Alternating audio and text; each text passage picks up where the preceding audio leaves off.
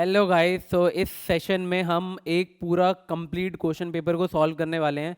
17 तारीख को आपके बोर्ड्स के एग्ज़ाम हैं और मोस्ट प्रोबेबली इससे जो भी हम क्वेश्चंस को करेंगे उस तरह के क्वेश्चंस आपको एग्जाम में देखने को मिल सकते हैं, या फिर जो टॉपिक्स को डिस्कस कर लेंगे हम इस पूरे चैप्टर में उससे रेलिवेंट टॉपिक जो है वो सेम आपको बोर्ड्स में यानी एग्जाम में आपको देखने को मिलेंगे। सो मैं आशा करूँगा आप पूरे सेशन को देखेंगे। अगर आप क्वेश्चंस को देखना चाहते हैं, उनके सॉल्यूशंस को देखना चाहते हैं, आप क्वेश्चन को 2x पे 1.5x पे देखें, आपके लिए ज़्यादा बेहतर रहेगा। बट एक बार जस्ट एक आप गो थ्रू कर लें इन पेपर से, इन क्वेश्चन से, वो आपके लिए बहुत ज़्यादा फायदेमंद रहेगा। ठीक है, तो शुरुआत करते हैं हम अपने क्वेश्चंस की। सबसे पहला हमारा सेक्शन ए है।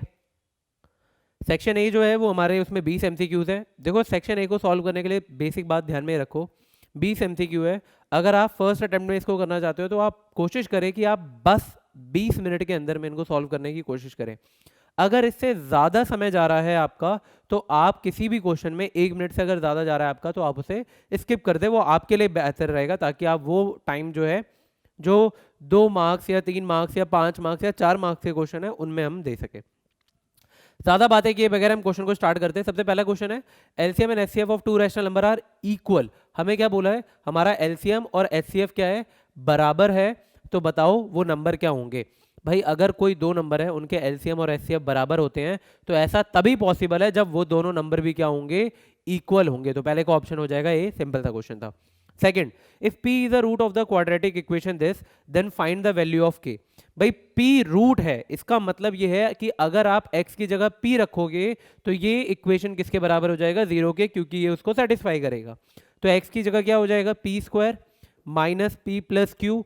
एक्स की जगह पे क्या आ जाएगा, p प्लस के बराबर जीरो। तो आपको दिख रहा है ये p स्क्वायर, ये माइनस का p स्क्वायर और ये माइनस का पी क्यू प्लस के बराबर में zero. P square cancel out, minus P Q उधर जाएगा, प्लस का पी क्यू, यानी ऑप्शन नंबर ए हमारा इसका आंसर हो जाएगा। थर्ड क्वेश्चन है हमारा, इन द गिवन फिगर, हमें ये फिगर दिया हुआ है, पी क्यू जो है, ये जो लाइन है पी क्यू, ये ए सी के पैरेलल है। पी क्यू ए सी के क्या है, पैरेलल है। हमें ए पी दिया हुआ है कितना, 2.4, ये 4 है, ये कितना है 5। हमसे क्या पूछ रहा है, बी सी, यानी ये पूरा लेंथ पूछ रहा है। अगर मुझे क्यूसी पता चल जाए तो भैया मेरा काम हो जाएगा। आपको बीपीटी पता है, अगर ये दोनों लाइन आपस में पैरेलल है तो इन दोनों का रेशियो यानी बी क्यू अपॉन में Q C is equal to B P upon में ए पी। अब हमें बी क्यू पता है कितना 5, क्यू सी हमें नहीं पता, एक्स मान लेते हैं। बी पी कितना है हमारा 4 और ये कितना है 2.4। आपको दिख रहा है यहाँ से 2.4 इधर चला जाएगा और ये 4 कहाँ आ जाएगा, नीचे। आप देखोगे 4 6 24 और 5 6 30, यानी कि आंसर हमारा हो जाएगा ऑप्शन नंबर डी, 3 सेंटीमीटर। ठीक है, सिंपल सी कैलकुलेशन थी। 4 से 24 कट जाएगा 6 बार में, बट पॉइंट है तो 0.6 और 5 6 30, यानी कि 3.0 सेंटीमीटर हमारा आंसर आ जाएगा। नेक्स्ट क्वेश्चन है नीचे, क्वेश्चन नंबर 4। ये फिगर है, हमें क्या बोल रहा है, पी ए और पी बी क्या है, हमारे टेंजेंट्स है। From external point P to a circle with centre से यहाँ पे ड्रॉ किया गया है। क्यू एक ऐसा पॉइंट है, मतलब ये फिगर दिखाया हुआ है। आपसे पूछ रहा है ए क्यू बी, देखो डायरेक्ट यहीं से हम सॉल्व करते हैं। हमसे क्या पूछ रहा है, ए क्यू बी, इस वाले की वैल्यू पूछ रहा है। आपको पता होना चाहिए जब भी ऐसे ये दो टेंजेंट बनते हैं और ये रेडियस से मिल रहा है तो ये दोनों एंगल का सम, इसका और इसका सम कितना होता है, 180। अगर ये 55 है तो ये हमारा कितना होता है, हमारा 125 हो जाएगा। कितना हो जाएगा, 125। अब देखो ये एक आर्क है, इसके द्वारा सेंटर पर जो एंगल बनता है वो किसी दूसरे पॉइंट पे बने एंगल का डबल होता है, यानी इसका डबल होगा। या ये कह लो ये वाला एंगल 125 का क्या होगा, आधा। तो 125 का आधा 62.5, 62.5 जो है वो हमारा क्या हो जाएगा, आंसर। इन दोनों का सम 180 होता है, ध्यान रखना, बहुत अच्छा क्वेश्चन है। इन दोनों का सम 180 होना चाहिए। सेंटर पर जो एंगल बनता है उसका हाफ होगा ये वाला एंगल, तो 125 का आधा कितना हो जाएगा, 62.5, 62.5।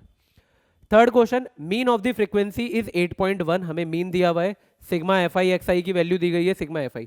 तो सिंपल क्वेश्चन है भाई, मीन का हमारा फॉर्मूला होता है, जनरल फॉर्मूला, सिग्मा एफ आई एक्स आई अपॉन में सिग्मा एफ आई। अब मीन कितना है हमारा 8.1, एफ आई एक्स आई कितना है 132 प्लस 5 के, और नीचे में एफ आई कितना है 20। आप इधर मल्टीप्लाई करो, देखो पॉइंट से पॉइंट, ये जीरो से पॉइंट कैंसिल आउट हो जाएगा, तो ये आ जाएगा 162, 132 इधर आके माइनस हो जाएगा। 162 में से 132 जाएगा, कितना बचेगा 30। तो हमारे पास के की वैल्यू आ जाएगी 5 6 30, यानी ऑप्शन नंबर बी, के की वैल्यू कितनी हो जाएगी 6। सिंपल सा क्वेश्चन था। क्वेश्चन नंबर 6, एक बैग में 100 कार्ड्स हैं जिसमें 1 से लेकर 100 तक के नंबर लिखे हुए हैं, एक कार्ड को आप निकालते हो बैग में से, what is the probability that number of the card is a perfect cube. भाई उसमें परफेक्ट क्यूब कौन कौन सा होगा, देखो आपको ध्यान में रखना है भाई, 2 का क्यूब क्या होता है 8, 3 का क्यूब होता है 27, 4 का क्यूब होता है 64, 5 का क्यूब होता है 125, बट ये तो इसमें आएगा नहीं, तो ये कंसिडर नहीं होगा। बट मिस क्या कर देते हैं हम, भाई 1 का क्यूब भी तो 1 होता है, तो ये कई बार छूट जाता है हमारा, तो ध्यान रखेंगे टोटल कितने नंबर है, 1 2 3 4, 4 टोटल कार्ड कितने थे 100, तो 4 एकम 4 और ये 25, यानी option number C will be your answer. तो ध्यान रखना 1 भी क्यूब, 1 का क्यूब 1 होता है, उसको भूल नहीं जाना कहीं हमें। 7वां कैलकुलेशन वेज डाल रखा है, कई बार एमसीक्यू में थोड़ा सा कैलकुलेशन डाल देता है वो। कह रहा है एक सिलेंड्रिकल वेसल है, 32 सेंटीमीटर हाइट है और रेडियस है 18 सेंटीमीटर, इस फिल्ड विद सैंड, पूरी तरह से वो रेत से भरा हुआ है। बकेट को खाली किया गया, ग्राउंड पे कोनिकल हीप, शंक्वाकार हीप बनाया गया है। If the height of the conical heap is 24 centimetre, अगर कोनिकल हीप की जो हाइट है वो 24 सेंटीमीटर है, तो बताओ रेडियस क्या होगा। अब हमें पता है भाई सिलेंडर से जो रेत निकाला है वही हमने किस में बनाया है, कोन में, तो दोनों के वॉल्यूम शुड रिमेन सेम। तो हमारे सिलेंडर का वॉल्यूम क्या होता है पाई आर स्क्वायर, यानी कि 18 का स्क्वायर इंटू हाइट कितना है हमारा 32, और कोन के बारे में क्या पता है हमें 1/3 पाई रेडियस का स्क्वायर, रेडियस हमें पता नहीं है लेकिन हाइट पता है कितनी हमारी 24। आप सॉल्व कर लो, पाई से पाई कैंसिल आउट हो जाएगा, 3 से 24 कट जाएगा 8 बार में, 8 से 32 कट जाएगा 4 बार में। अब यहाँ पे दिख रहा है 18 का स्क्वायर और 4 किसका स्क्वायर होता है 2 का, तो रेडियस कितना हो जाएगा 18 दूनी 36, तो हमारा रेडियस कितना आ जाएगा 36 सेंटीमीटर। इजी क्वेश्चन था, आसानी से हम कर सकते थे, बहुत ज्यादा कैलकुलेशन नहीं थी। कह रहे if the system of the equation is inconsistent, भाई इनकंसिस्टेंट का मतलब है कि जो कैसे है वो पैरेलल ग्राफ बनेगा। दो होते हैं कंसिस्टेंट इनकंसिस्टेंट, कंसिस्टेंट है तो उसमें दो कंडीशन होती है, या तो वो इंटरसेक्टिंग होगा या फिर वो कोइंसिडेंस यानी संपाती होगा हिंदी में बोले तो। ये इनकंसिस्टेंट बोल रहा है, इनकंसिस्टेंट यानी पैरेलल। पैरेलल की कंडीशन क्या होती है कि भैया A1 A2 should be equal to B1 B2 but not equal to C1 C2, और अगर इंटरसेक्टिंग है तो A1 A2 not equal to B1 B2, coincidence है तो A1 A2 equal to B1 B2 equal to C1 C2। Condition ध्यान रखना बहुत important है, क्वेश्चन देखिएगा पक्का। A1 की वैल्यू कितनी है यहाँ पे 3, A2 की वैल्यू क्या है x के साथ वाला 2k माइनस 1, B1 की वैल्यू कितनी है हमारी यहाँ पे कुछ भी नहीं है तो 1, और हमारी B2 की वैल्यू कितनी है k माइनस 1। आप क्रॉस मल्टीप्लाई करोगे तो ये हो जाएगा 3k माइनस 3 और ये हो जाएगा 2k माइनस 1, तो ये इधर आएगा 3k में से 2k जाएगा k और माइनस 3 उधर जाके प्लस 3, माइनस 1 प्लस 3 कितना हो जाएगा हमारा 2, ऑप्शन नंबर डी। ठीक है आगे बढ़ते हैं फटाफट से। Question number 9, if the product of two co prime number, भैया सबसे पहले तो यही बताओ को प्राइम नंबर क्या है। को प्राइम मतलब जिनके बीच में कोई कॉमन फैक्टर नहीं है, जैसे 5 और 7 ये हमारे को प्राइम नंबर है, they do not have any common factor 1 को छोड़ के। तो कह रहा है अगर दो, if the product of two co prime number, दो नंबर है उनका प्रोडक्ट दे रखा है कितना है 553, तो उनका एचसीएफ कितना होगा। अगर भाई इसमें कुछ कॉमन ही नहीं है तो हमेशा एचसीएफ क्या हो जाएगा हमारा 1, क्योंकि 1 तो एक कॉमन फैक्टर रहता ही है, तो इसलिए एचसीएफ भी कितना आ जाएगा 1 आ जाएगा। तो आसान सा क्वेश्चन था। कह रहा है साइन ए की वैल्यू 2/3 है तो कॉट ए की वैल्यू बताओ। देखो अगर मैं तुरंत ट्राइंगल बना लूंगा, ये ए ये बी ये सी, साइन क्या होता है हमारा ऑपोजिट अपॉन में हाइपोटेन्यूज, तो ये 2 को रिप्रेजेंट कर रहा होगा और ये किसको रिप्रेजेंट कर रहा होगा 3 को। तो पाइथागोरस थ्योरम से ये 3 का स्क्वायर 9, 9 में से 4 गया √5, तो कॉट क्या होता है एडजेसेंट अपॉन में ऑपोजिट, तो एडजेसेंट कितना है √5 और ऑपोजिट कितना है 2, तो √5/2 ऑप्शन नहीं है, ये ऑप्शन होगा √5/2, गलती से यहाँ पे 4 लिख गया है फिर, है ना, यहाँ पे 4 नहीं होगा, क्या होगा 2 और this will be your answer. ठीक है आसान सा क्वेश्चन था ये भी। Question number 11, Pankaj has a motorcycle with wheel of diameter 91 centimetre, there are 22 spokes in the wheel, find the length of the arc between the two. है ना भाई, ऐसे वो कह रहा है, ऐसे कितनी तिल्लियां हैं 22 हैं, तो दो के बीच में एरिया निकालो। तो लेंथ, अच्छा इसकी हमें लेंथ ऑफ द आर्क का फॉर्मूला क्या होता है θ/360 2πr, यही होता है। अब हमें थीटा के बारे में कोई आइडिया नहीं है, थीटा कैसे निकालना पड़ेगा। आपको पता है कि टोटल कितने एरिया है, एक 22 स्पोक है, तो कितने हिस्सों में बढ़ जाएगा वो, 22 हिस्सों में बढ़ गया वो। अगर 22 हिस्सों में बढ़ गया तो थीटा हमारा क्या हो जाएगा 360/22, 2 से काट लोगे तो 180/11। अब इसको यहाँ पे कैलकुलेट कर लेते हैं, मैं दूसरा पेन यूज कर लेता हूँ। थीटा कितना है 180/11, नीचे में आ गया 360 इंटू 2πr, 2π की वैल्यू 22/7 और डायमीटर 91 है तो रेडियस हो जाएगा 91/2। 18 से 36 कट जाएगा 2 बार में, 22 से 22 कट जाएगा, 7 से 91 कट जाएगा, 13 बार में 2 से 2, तो कितना आंसर आ गया 13 सेंटीमीटर, यानी कि A option will be your answer. कि दो स्पोक जो है इनके बीच की जो दूरी है वो कितनी है 13 सेंटीमीटर है। ठीक है, नेक्स्ट क्वेश्चन है हमारा सर्कल चैप्टर का। क्या कह रहा है कि भाई पीडी और क्यूबी का सम बताओ इस फिगर में। आपको पता है कि भाई ये हमारा टेंजेंट है, तो जो पीडी होगा वही पीए होगा और जो क्यूबी होगा वही क्यूए होगा। तो पीए और क्यूए पीडी और क्यूबी को रिप्रेजेंट कर रहे हो और पीए और क्यूए मिलके क्या बना रहा है पीक्यू, यानी ऑप्शन नंबर सी जो है वो हमारा आंसर हो जाएगा। नेक्स्ट क्वेश्चन देखते हैं, question number 13। If the prime factorisation of 2520 2520 is 23 into, ये 3 नहीं होगा, ये 3 की पावर ए होगा, ठीक है, into B into 7, then find the value of A plus 2b। देखो आपको फैक्टराइजेशन 2520 का करना होगा, ठीक है। आप देख रहे हो, आप फैक्टराइज कर सकते हो 2520, आप 2 से काट सकते हो, 2 1 जा 2, 2 2 4, 1260 बार में कट जाएगा, फिर ये 630 बार में कट जाएगा, ये कट जाएगा 315 बार में, फिर ये 3 से कट जाएगा 105 बार में, फिर 3 से कट जाएगा 35 बार में, फिर 5 से कट जाएगा 7 टाइम्स में, और ये फिर कट जाएगा 7 बार में। तो 2 कितनी बार दिख रहा है 1 2 3 बार में, है ना, तो 2 की पावर 3। आपको 3 कितनी बार दिख रहा है 2 बार, तो 3 की पावर 2, इंटू में क्या दिख रहा है 5, इंटू में क्या है 7, तो 3 की पावर ए, तो ए को कौन रिप्रेजेंट कर रहा है 2, बी कौन है हमारा 5, तो बी की वैल्यू क्या हो गई 5, तो यहाँ पे रख देते हैं 2 और 5 2 जा 10, 10 और 2 12, यानी option number D will be your answer. ठीक है, सिंपल सा क्वेश्चन था। 14, question number 14, cos square 30 into cos square 45 plus 4 sec square, मतलब बेसिक वैल्यू पुटिंग क्वेश्चन है। भाई कॉस 30 की वैल्यू कितनी होती है हमारी √3/2, उसका स्क्वायर करोगे तो 3/4, कॉस 45 की वैल्यू 1/√2, उसका स्क्वायर करोगे तो 1/2, 4 सेक 60। आपको सारी चीज़ें याद करने की जरूरत नहीं है, आपको अगर कॉस 60 याद है तो भी काम हो जाएगा। कॉस 60 होता है 1/2, उसका हमें क्या करना है उल्टा कर देना है, तो ये 1/2 का स्क्वायर 1/4, 1/4 का उल्टा 4, प्लस 1/2 कॉस स्क्वायर 90। अब भाई कॉस 90 की वैल्यू कितनी होती है 1 होती है, सॉरी 0 होती है, तो ये 0 हो जाएगा, और tan 60 की वैल्यू होती है √3 का स्क्वायर कितना हो गया 3, तो यहाँ पे कितना हो जाएगा 3/8 प्लस 4 4 जा 16, ये तो कैंसिल आउट हो गया, और ये 3 2 जा 6, तो ये कितना हो जाएगा प्लस का 10, तो 8 10 जा 80 और 3 83/8, यानी option number C will be your answer. Simple सा क्वेश्चन था ये भी। Question number 15, a bag contains 50 balls of which 2x are red, 3x are white and 5x are blue. A ball is selected at random. The probability that it is not white. भाई white नहीं है तो वो क्या होगा red हो सकता है या फिर blue हो सकता है। Out of total ball 5 3 8 2 10x है। भाई total probability में total ball कितने हैं 10x। हमें क्या चाहिए white नहीं चाहिए, तो blue आ जाए 5x, red आ जाए 2x, यानी कि 7x, यानी कि 7/10, that means option number A will be your answer। कह रहा है C is the midpoint of line segment AB।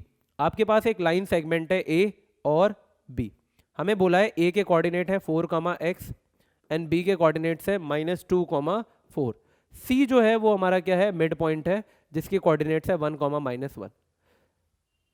Then value of x, आपको पता है भाई अगर ये मिड पॉइंट है तो x1 और x2/2 जो होता है वो x को रिप्रेजेंट करेगा, y1 प्लस y2/2 जो है वो इसको रिप्रेजेंट करेगा, सही बात है। तो हमें किसकी वैल्यू चाहिए x की, तो देखो x प्लस 4/2 ये किसको रिप्रेजेंट कर रहा है y को, यानी कि -1 को, सही बात है।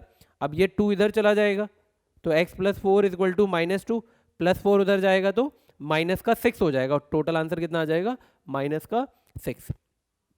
Question number 17, if x/3 equal to 2 sine है, y/3 इक्वल टू 2 कॉस है, देन x² प्लस y²। अच्छा अगर मैं स्क्वायर कर दूं तो मुझे क्या मिलेगा, देखो x/3 की वैल्यू है 2 साइन है और y/3 की वैल्यू क्या है 2 कॉस है। अगर मैं सबको इधर भेजूं, जैसे ये जो 3 था ये इधर जाएगा, तो 3 2 जा 6 साइन ए हो गया x की वैल्यू, और y की वैल्यू कितनी हो गई 6 कॉस ए, सही बात है। हमें क्या चाहिए x² प्लस y² चाहिए, तो x² करूंगा तो कितना हो जाएगा 36 साइन स्क्वायर ए, और y² करूंगा तो कितना हो जाएगा 36 कॉस स्क्वायर ए। जब आप इनको प्लस करोगे, देखो 36 कॉमन आ जाएगा और ब्रैकेट में बचेगा sin² प्लस cos स्क्वायर, और sin² प्लस cos स्क्वायर की वैल्यू क्या होती है 1, तो 1 into 36 will be your answer. Okay, next 18 हमारे सेकंड चैप्टर का क्वेश्चन है, ये स्क्वायर है, ठीक है ध्यान रखेंगे। कह रहा है 6x² प्लस 37x माइनस के minus 2 is reciprocal of the other. यानी वो क्या कहना चाहता है इस बात का कि इसके जीरोस जो है वो उल्टे हैं। यानी अगर मैं एक को अल्फा मान लूँ तो भैया वो कह रहा है दूसरा कितना है 1/अल्फा है। Then what is the value of K, तो के की वैल्यू क्या है। आपको के की वैल्यू के लिए प्रोडक्ट ऑफ जीरोस पे आ जाओ। भाई प्रोडक्ट ऑफ जीरोस की आइडेंटिटी क्या होती है भाई, alpha into beta is equal to क्या होता है c/a। अब अल्फा तो अल्फा है बट जो दूसरा जीरो है वो इसका उल्टा है यानी 1/अल्फा है। सी की वैल्यू कितनी है -k-2 और a की वैल्यू कितनी है हमारी 6। तो ये कैंसिल आउट हो गया, 6 इधर चला जाएगा तो 6 इज इक्वल टू, अगर मैं ब्रैकेट ओपन करूँ तो -k+2 हो जाएगा, +2 इधर आएगा तो -2 यानी कि 4, यानी k की वैल्यू आ जाएगी -4। ध्यान रखना माइनस इधर सेटल आउट हो जाएगा। लास्ट के दो क्वेश्चन हमारे एमसीक्यू के असर्शन एंड रीजन के, ध्यान से पढ़ना होता है इन क्वेश्चन को, कंफ्यूज नहीं हो जाना है कि दोनों बात सही है गलत है, जस्टिफाई कर रहा है या नहीं, सब कुछ हमें थोड़ा सा ध्यान में रखना है। अगर इसमें आपको कंफ्यूजन होती है तो भले इसको लास्ट के लिए छोड़ दो बट टाइम वेस्ट मत कर देना इसमें जरूरत से ज्यादा। क्या कह रहा है 3 इज अ रैशनल नंबर, भाई ये तो परफेक्ट बात है, इसमें कोई भी दोहराए वाली बात नहीं है, सोचने वाली बात नहीं है। कह रहा है square root of all positive integer, सभी पॉजिटिव इंटीजर का स्क्वायर रूट लूं तो वो इरेशनल आता है। भाई मैंने ले लिया 9, 9 मेरा एक पॉजिटिव इंटीजर है, इसका मुझे क्या लेना है स्क्वायर रूट, तो वो या तो +3 आएगा या तो -3 आएगा। तो क्या ये इरेशनल है, नहीं, ये क्या आ रहा है रैशनल आ रहा है। तो दूसरी बात हमारी क्या है गलत है, तो असर्शन सही है रीजन गलत है, असर्शन सही है रीजन गलत है, यानी option number C will be your answer. Common difference on of an AP in which A21 minus A7 is equal to 84 दे रखा है, तो बताओ D की वैल्यू कितनी है 14। क्रॉस चेक कर लेते हैं, A21 को हम क्या लिखेंगे A + 20D, A7 को क्या लिखेंगे A - 6D is equal to 84। Minus है क्योंकि यहाँ पे तो इसलिए दोनों वैल्यू माइनस, 20 में से 6 जाएगा 14, इधर मल्टीप्लाई कर रहा है तो 14 6 84। लेकिन हमें कह रहा है कि D की वैल्यू ही तुम्हारी 14 है, ये नहीं, हमारी D की वैल्यू कितनी आ रही है 6 आ रही है। क्लियर है, देख लेते हैं A21 A + 20D minus A7 6D equal to 84 plus A - A cut गया, 20 में से 6 गया 14, 14 से दोगे तो भैया हमारा असर्शन ही गलत हो गया, तो ज़्यादा कुछ पढ़ने की जरूरत नहीं है, D will be your correct answer. तो ये 20 MCQs थे, आसान MCQs थे जो आसानी से किया जा सकता है। लेकिन अगर आपको बहुत ज़्यादा टाइम लग रहा है, मैं फिर से रिपीट कर रहा हूँ, 20 मिनट से ज़्यादा आप MCQs को नहीं दे, बहुत क्विकली लेके चलना है। लेकिन अगर आपको 1% भी डाउट है ना, skip that question right now, आप भग जाओ 2 नंबर वाले पे, 3 नंबर पे या और किसी सेक्शन पे चले जाओ जो आपको कॉन्फिडेंस दे रहा है कि हाँ आप कर सकते हो। ओके, नेक्स्ट स्टार्ट होता है हमारा सेक्शन बी। सेक्शन बी में हमें 5 क्वेश्चन मिलते हैं, 2-2 नंबर के, आसान क्वेश्चन होते हैं, ज़्यादा कुछ नहीं करना होता, कई बार हल्का सा सोचने पे मजबूर कर देता है, लेकिन अगर आपने चीज़ों को पढ़ा है, अगर आपने चीज़ों को रिवाइज कर रहा है तो you will do it no matter what. देखते हैं फटाफट क्या कह रहा है। इन फिगर, भैया फिगर दिख रहा है हमें, arcs have been drawn with radii 14 centimetre each with centre PQ। भैया कह रहा है वो PQR है ना, ये आर्क है, इस पर हमने आर्क बनाया, ऐसे ये आर्क बनाया, चाप बनाया। Find the area of the shaded reason, हमसे क्या पूछ रहा है छायांकित भाग का क्षेत्रफल बताओ। बता देते हैं भाई, लड़के ने इतने प्यार से पूछा है तो। अगर मैं एरिया ऑफ शेडेड पार्ट निकालूं, एरिया हमें क्वेश्चन में गिवन है radii, radii of each arc is equal to 14 centimetre. ठीक है, हमसे क्या पूछ रहा है area of the shaded region, area of the shaded reason.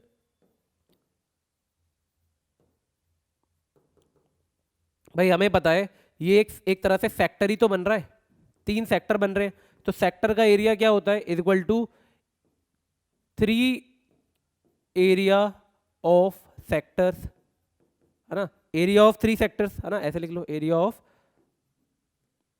3 sectors. 3 sectors कौन कौन से, है ना,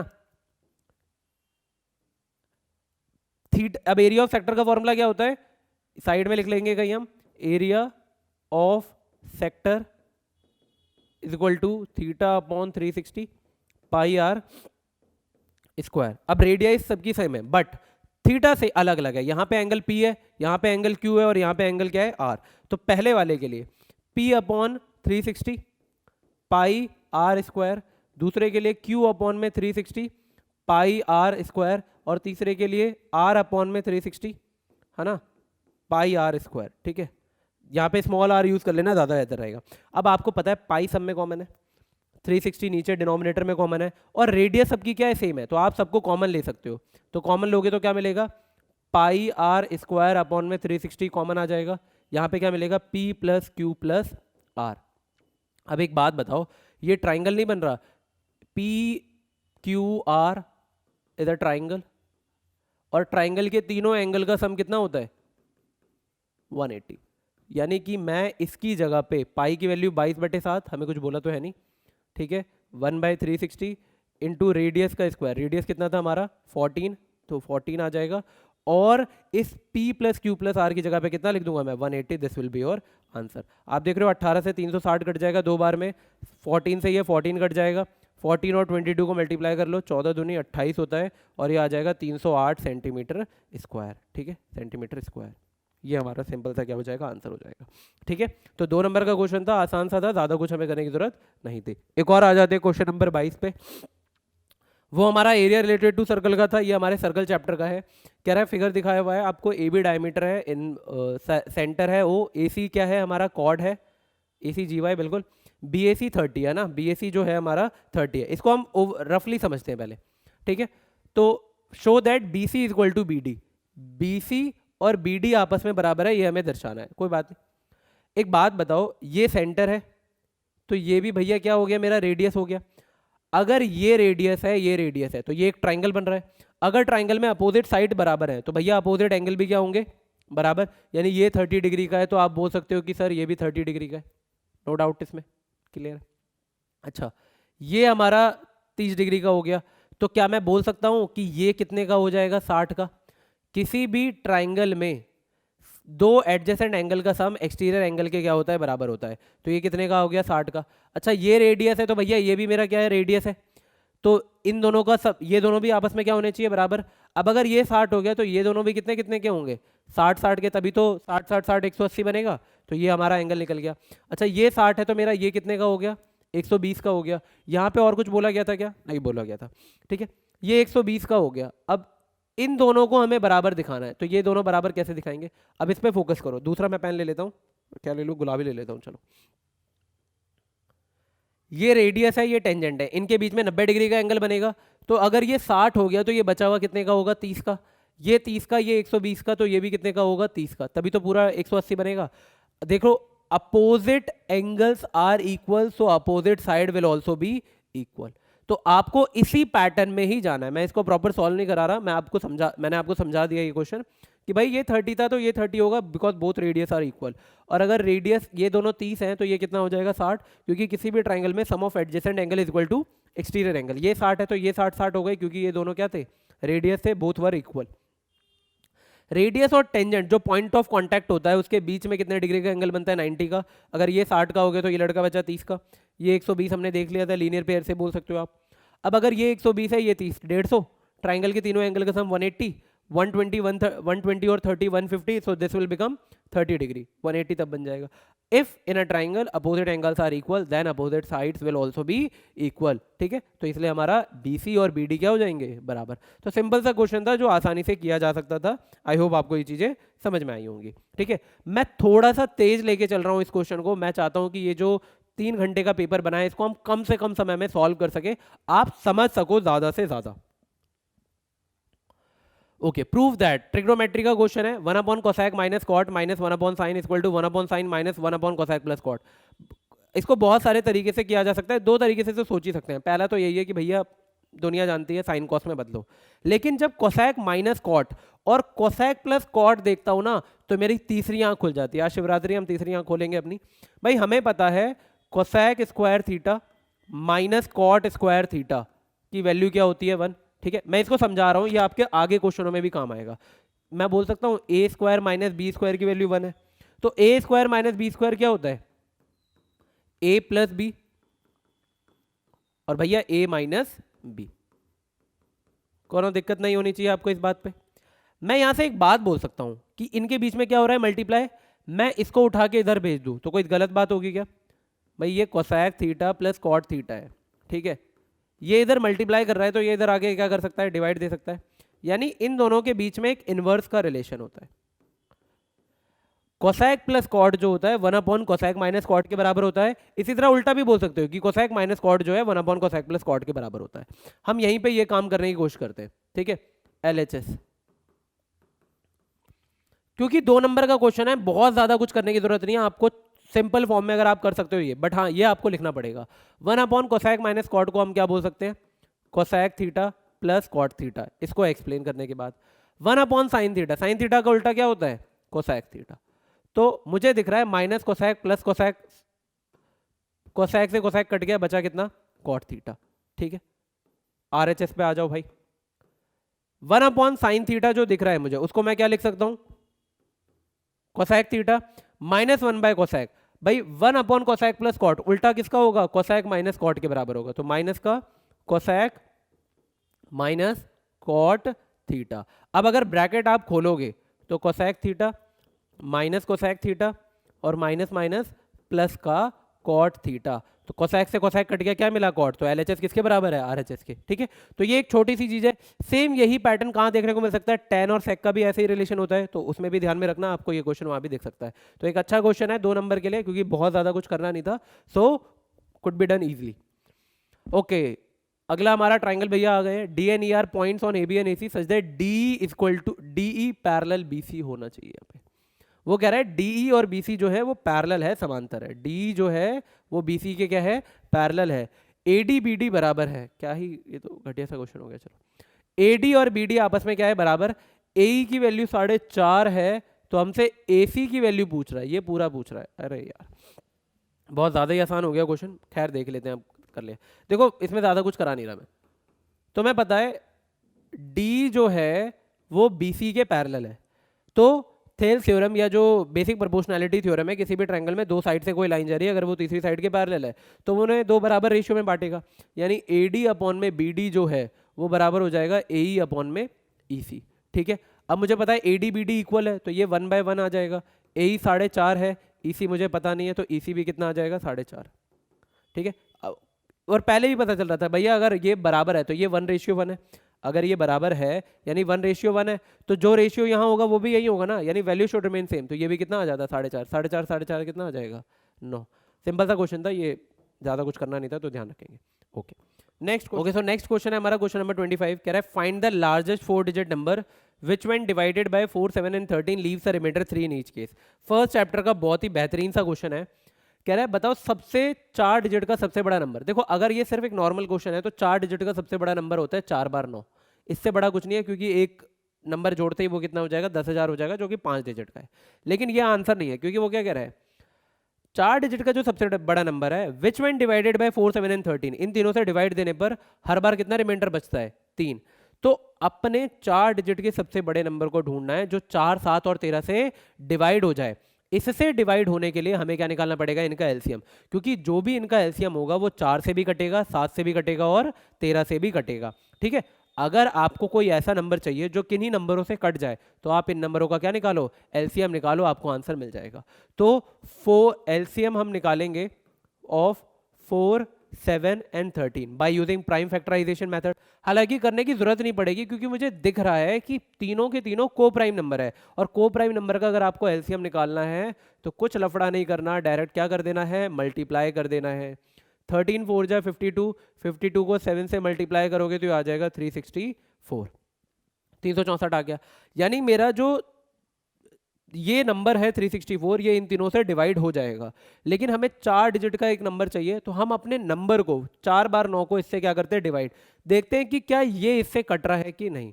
तो अगर मैं 9,999 को 364 से डिवाइड दूं, तो ऑब्वियसली एक बार में तो नहीं जाएगा, 3 बार में तो पार ही हो जाएगा, 2 बार में जाना पड़ेगा। तो 2 4 जा 8, 2 6 जा 12, 2 3 जा 6 और 1 7, तो ये कितना आ जाएगा हमारा 271। हासिल ले ले, ये 9 यहाँ पे आ जाएगा। अच्छा 3 9 9 बार 9 बार में ज़्यादा हो जाएगा, 8 बार में 3 8 24 8 48, 8 बार में भी ज़्यादा चला जाएगा, 7 बार में चले जाते हैं, ठीक है। तो 7 चौक 28, 2 7 छक 42 और 2 44, और 7 21 और 4 25, ठीक है। दिख रहा है यहाँ पे भाई 500 और 300 800 पार हो जाता है, इसलिए 8 बार में जाना बेहतर नहीं है। तो ये 1 आ गया, 1 में से 4 गया, आपका कितना हो जाएगा 1 में से 4 जाएगा नहीं, 11 11 में से 4 गया 7, 6 में से 5 गया 1 0। तो ये रिमाइंडर बच रहा है क्योंकि ऑब्वियसली अब डिवाइड होगा नहीं। जब मैं इसको डिवाइड दे रहा हूँ तो मेरा कितना आंसर आ रहा है 171। ये एक्स्ट्रा है ना, तो मैं अपने 4 डिजिट में से ये माइनस कर रहा हूँ क्योंकि मैं चाहता हूँ इससे मेरा नंबर कट जाए। लेकिन क्यों नहीं कट रहा? क्योंकि 171 यहाँ पे क्या है, एक्स्ट्रा है ना। So 4 digit largest number divisible by 4, 7 and 13। तो हम क्या करेंगे इसके लिए, अपने रिमाइंडर को 9999 में से रिमाइंडर 171 क्या कर देंगे, माइनस। तो 9 में से 1 गया 8, ये 2, 9 में से 1 गया 8 और ये 9828। लेकिन एक और दिक्कत है भाई, वो क्या कह रहा था कि जब आप इन तीनों से डिवाइड दो तो you should get a remainder 3 in each case, है ना। So 4 digit largest number divisible by 4, 7 and 13 and leaves remainder 3 in each case। तो क्या करना पड़ेगा हमारा, ये जो 9828 है ये अभी पूरी तरह से कट जा रहा है, बट हमें 3 चाहिए ना, तो इसमें हमें 3 क्या करना पड़ेगा, जोड़ना पड़ेगा। तो 9831 ये हमारा क्या हो जाएगा, आंसर आ जाएगा। तो बहुत सही क्वेश्चन है जो आपको एग्जाम में देखने को मिल सकता है। ओके, नेक्स्ट आ जाते हैं हम अपने सेक्शन सी पर। सेक्शन सी में हमें 3-3 नंबर के 6 क्वेश्चन देखने को मिलेंगे। काफ़ी अच्छा सेक्शन है, इंपॉर्टेंट सेक्शन है, 18 मार्क्स कैरी करता है। देखते हैं इसको। इस सेक्शन की शुरुआत जो है वो हमारे 3rd चैप्टर से की गई है। आपको 2 पेयर ऑफ इक्वेशन दिया हुआ है, 73x plus 37y equal to 109, 37x minus 73y equal to 1। इसको हमें सॉल्व करके बताना है कि x और y की वैल्यू क्या होगी। हम दोनों इक्वेशन को देखेंगे। मैं आपको इस स्टेटमेंट की इक्वेशन बना के दे दूंगा, वो आप नॉर्मली सॉल्व कर लोगे। पहले मैं ऊपर वाला इक्वेशन को सॉल्व करता हूँ। भाई क्या बोला है, 73x minus 109y is equal to, sorry 37y is equal to 109, 37y is equal to 109, और ये है 37x minus 73y is equal to 1। ये 2 इक्वेशन हमें गिवन है, इनको सॉल्व कैसे करें देखो।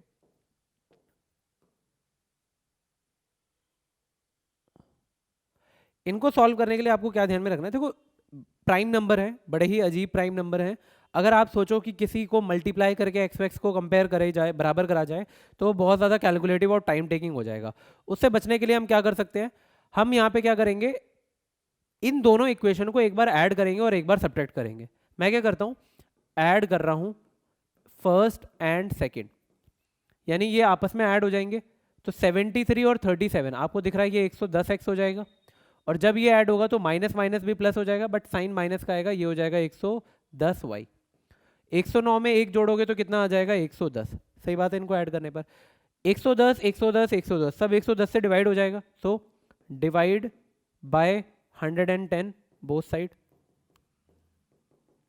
तो ये कट जाएगा, कितना बचेगा x, यहाँ से कटेगा y, बराबर में कितना हो गया 1।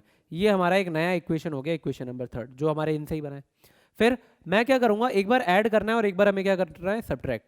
सब्ट्रैक्ट हम क्या कर रहे हैं, फर्स्ट में से सेकंड इक्वेशन को क्या कर रहे हैं, माइनस। फर्स्ट में से सेकंड को माइनस कर रहे हैं। 73 में से 37 जाएगा, तो देखो 37 और 3 आपका 40 हो जाता है, तो ये कितना बच जाएगा, 37 में से अगर हम 3 जोड़े ये कितना हो जाएगा, 40, 40 और ये कितना हो जाएगा, 36 हो जाएगा, तो 36x हो जाएगा ये।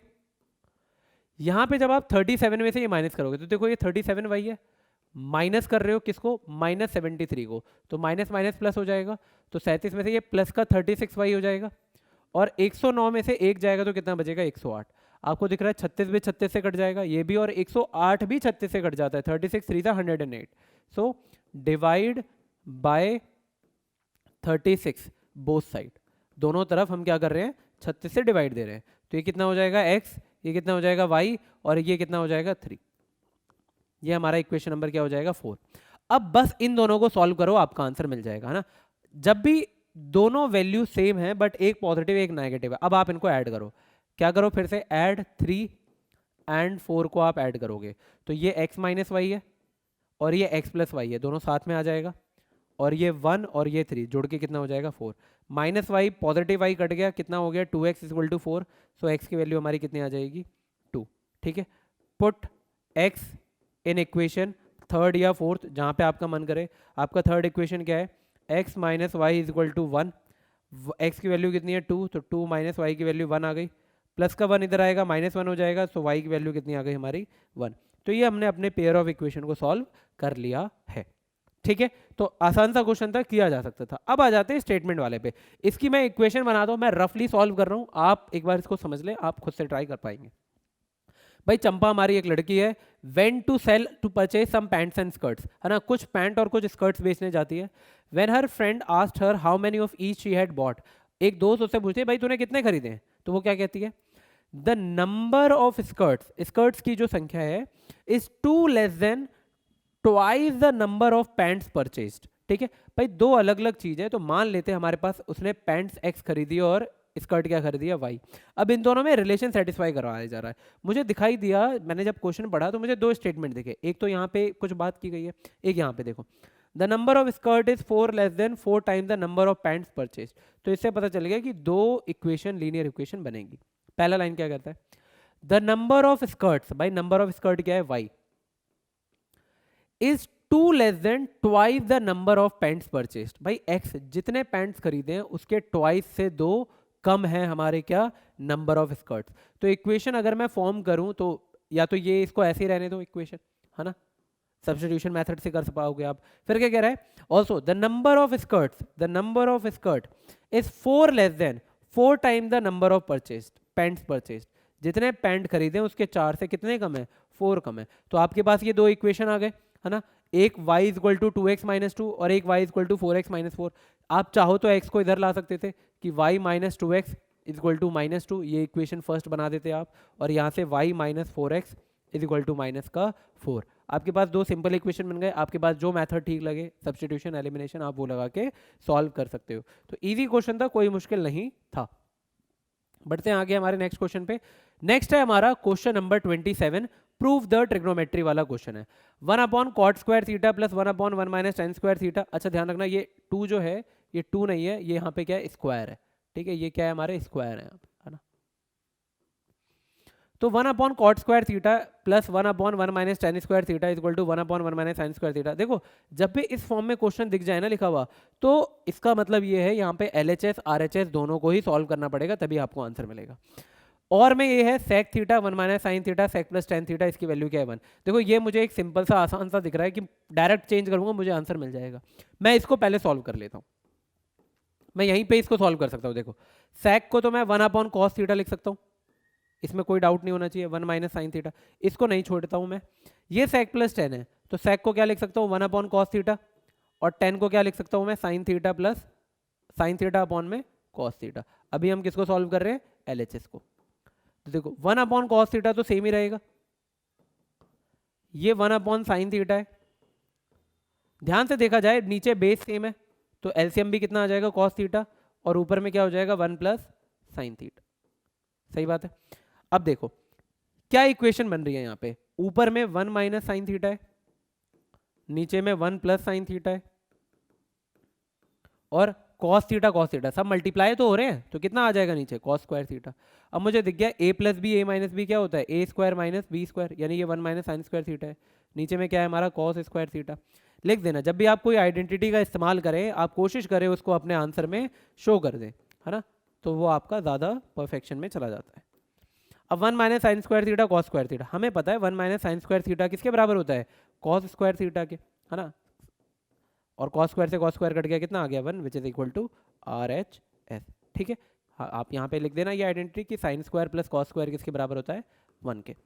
तो अगर मैं 1 साइन स्क्वायर को उधर भेजूंगा तो 1 minus sine square theta equal to क्या हो जाएगा कॉस स्क्वायर थीटा। तो काफ़ी आसानी से आप इस क्वेश्चन को कर पाएंगे। ठीक है, तो जब भी ऐसे और वाले क्वेश्चन होते हैं ना, पहले देख लो दोनों क्वेश्चन को, ये नहीं कि पहला देखा कुछ आइडिया लगा लग गए सॉल्व करने, बिल्कुल वो तो करना ही है हमें, बट फिर भी एक बार नीचे वाले क्वेश्चन को ही गो थ्रू कर लो, क्या पता वो ज़्यादा आसान है डायरेक्ट क्लिक हो जाए।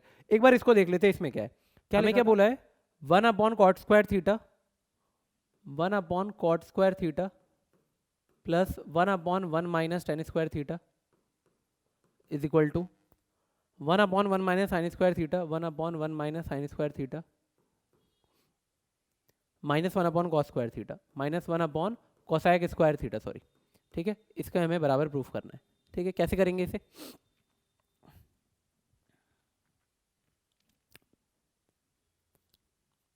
जहाँ तक मुझे लग रहा है शायद ना इस क्वेश्चन में यहाँ पे प्लस रहा होगा।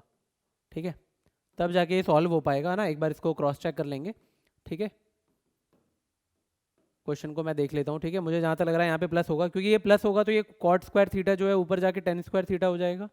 1 प्लस टेन स्क्वायर थीटा हमें पता है सेक स्क्वायर थीटा हो जाएगा, तो tan square theta plus sec square theta कुछ इस तरीके से सॉल्व होना चाहिए मेरे ख्याल से। शायद यहाँ पे ना साइन का कोई गड़बड़ है, एक बार उसे देख लेंगे फिर दोबारा करते हैं इस क्वेश्चन को। नेक्स्ट क्वेश्चन है क्वेश्चन नंबर 28, है ना? 27 हो गया, हाँ 28 है हमारा प्रोबेबिलिटी का क्वेश्चन। प्रायिकता का बहुत अच्छा सा क्वेश्चन है, फटाफट से इसे देखते हैं कैसे सॉल्व करना है। क्या कह रहा है? In a bag there are 44 identical cards. ठीक है, 44 आइडेंटिकल कार्ड्स हैं आपके पास विथ फिगर्स ऑफ सर्कल और स्क्वायर ऑन देम। ठीक है, उस कार्ड पे सर्कल या स्क्वायर का फिगर बन रहा है। 24 सर्कल बन रहे हैं, तो हमें पता चल जाएगा 20 हमारे क्या हैं? स्क्वायर। ठीक है, हम लिखते चलते हैं total number of cards, identical cards is equal to 44, है ना? विथ फिगर ऑफ सर्कल और square on them there are 24 circles, है ना? Cards having circle on them, है ना? ऐसे कार्ड्स जिनके ऊपर सर्कल बने हैं वो कितने हैं? 24। So cards having square on them, उनके ऊपर स्क्वायर हो ऐसे कितने हो जाएंगे हमारे पास? 20। कितने हो जाएंगे? 20। भाई टोटल 44 है, 24 ये 20 है। अब क्या कह रहा है? अच्छा, ये जो 24 सर्कल थे इसमें 9 ब्लू है, बाकी रेस्ट आर ग्रीन है, बचे हुए ग्रीन है। अच्छा, इसमें भी इशू है ना?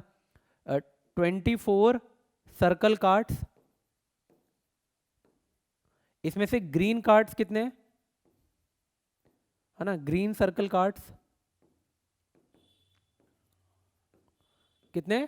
9। So blue cards rest are green, तो ग्रीन सॉरी 9 ब्लू हैं, ये ब्लू है 9 है, ये ब्लू है ये, है ना? ग्रीन के बारे में क्या बोल रहा है कि टोटल जो हैं उसमें से 9 ब्लू हैं, तो बाकी बचे क्या है? ग्रीन है, यानी 24 माइनस 9, तो 24 में से 9 जाएगा हमारा, कितना आ जाएगा? 15 ग्रीन कार्ड्स है। अच्छा, 20 स्क्वायर्स हैं ऑफ विच 11 आर ब्लू। अच्छा, 24 सर्कल कार्ड्स हैं और 20 क्या है हमारे पास? स्क्वायर कार्ड्स हैं। 20 स्क्वायर कार्ड्स हैं हमारे पास। इसमें क्या बोला है कि आपके पास 11 ब्लू हैं, है ना? तो ब्लू स्क्वायर कार्ड्स में कितने हैं? कितने हैं? 24, सॉरी 11। और ग्रीन कितने हो जाएंगे फिर हमारे पास? Green square cards is equal to कितना हो गया? 9। अब आ जाता है question, one card is drawn from the bag at random, find the probability that it has a figure. अब आप एक कार्ड निकालो, क्या प्रायिकता होगी कि ये एक स्क्वायर वाला कार्ड हो? भाई जब भी है आप पहले लिखोगे, जैसे पहला इक्वेशन है, क्योंकि मैंने सारी डिटेल लिख दी। वो पूछ रहा है probability of getting a square card, है ना? क्या प्रायिकता होगी कि आपको एक स्क्वायर कार्ड निकले, है ना? तो पीई पूछ रहा है, पहले तो आप वो लिखोगे number of favourable outcome upon में total number of outcomes is equal to, भाई टोटल कार्ड्स नीचे में कितने हैं? 44। स्क्वायर कार्ड कितने थे? 20, यही था ना? टोटल कार्ड 44 है, स्क्वायर कार्ड कितने हैं? 20। तो 20 अपॉन में 44, आप दिख रहा है ये आपको 4 से कट जाएगा, 4 5 जा 20 एंड 11, तो ये सिंपल सा आ जाएगा। ऐसे ही आप ध्यान रखना, आप इस तरीके से प्रॉपर फ्रेमवर्क में करोगे। फिर कह रहा है ग्रीन कलर का कार्ड हो, तो भाई देखो ग्रीन कलर के यहाँ पे थे 15, यहाँ पे थे हमारे पास 9, तो टोटल ग्रीन कार्ड के कितने कलर हो गए? कितने कार्ड हो गए हमारे पास? 24। 15 और 9 24, और आउट ऑफ टोटल कितना है? 44। तो 4 6 जा 24, 4 1 जा 4। ब्लू सर्कल, भाई सर्कल होना चाहिए और ब्लू कलर का होना चाहिए, तो ब्लू कलर के सर्कल कितने हैं? 9, तो ये हो जाएगा 9/44। And fourth green square, square होना चाहिए ग्रीन कलर का, तो ग्रीन कलर के स्क्वायर कितने हैं? 9, तो ये भी 9/44। तो ये हमारी प्रोबेबिलिटी होगी। हालांकि आप प्रॉपर फ्रेमवर्क में देखेंगे कि हाँ probability of getting an event is equal to favourable outcome upon में टोटल नंबर ऑफ आउटकम, ऐसे आइडेंटिटी फॉर्मूला वगैरह लिख के आप इस क्वेश्चन को सॉल्व करेंगे। ओके, नेक्स्ट है हमारा क्वेश्चन नंबर 29, पॉलिनोमियल, यानी कि हमारा ये क्वाड्रेटिक पॉलिनोमियल 0, सेकंड चैप्टर से क्वेश्चन है। यहाँ पे ध्यान रखना ये x स्क्वायर होगा, x2 नहीं है।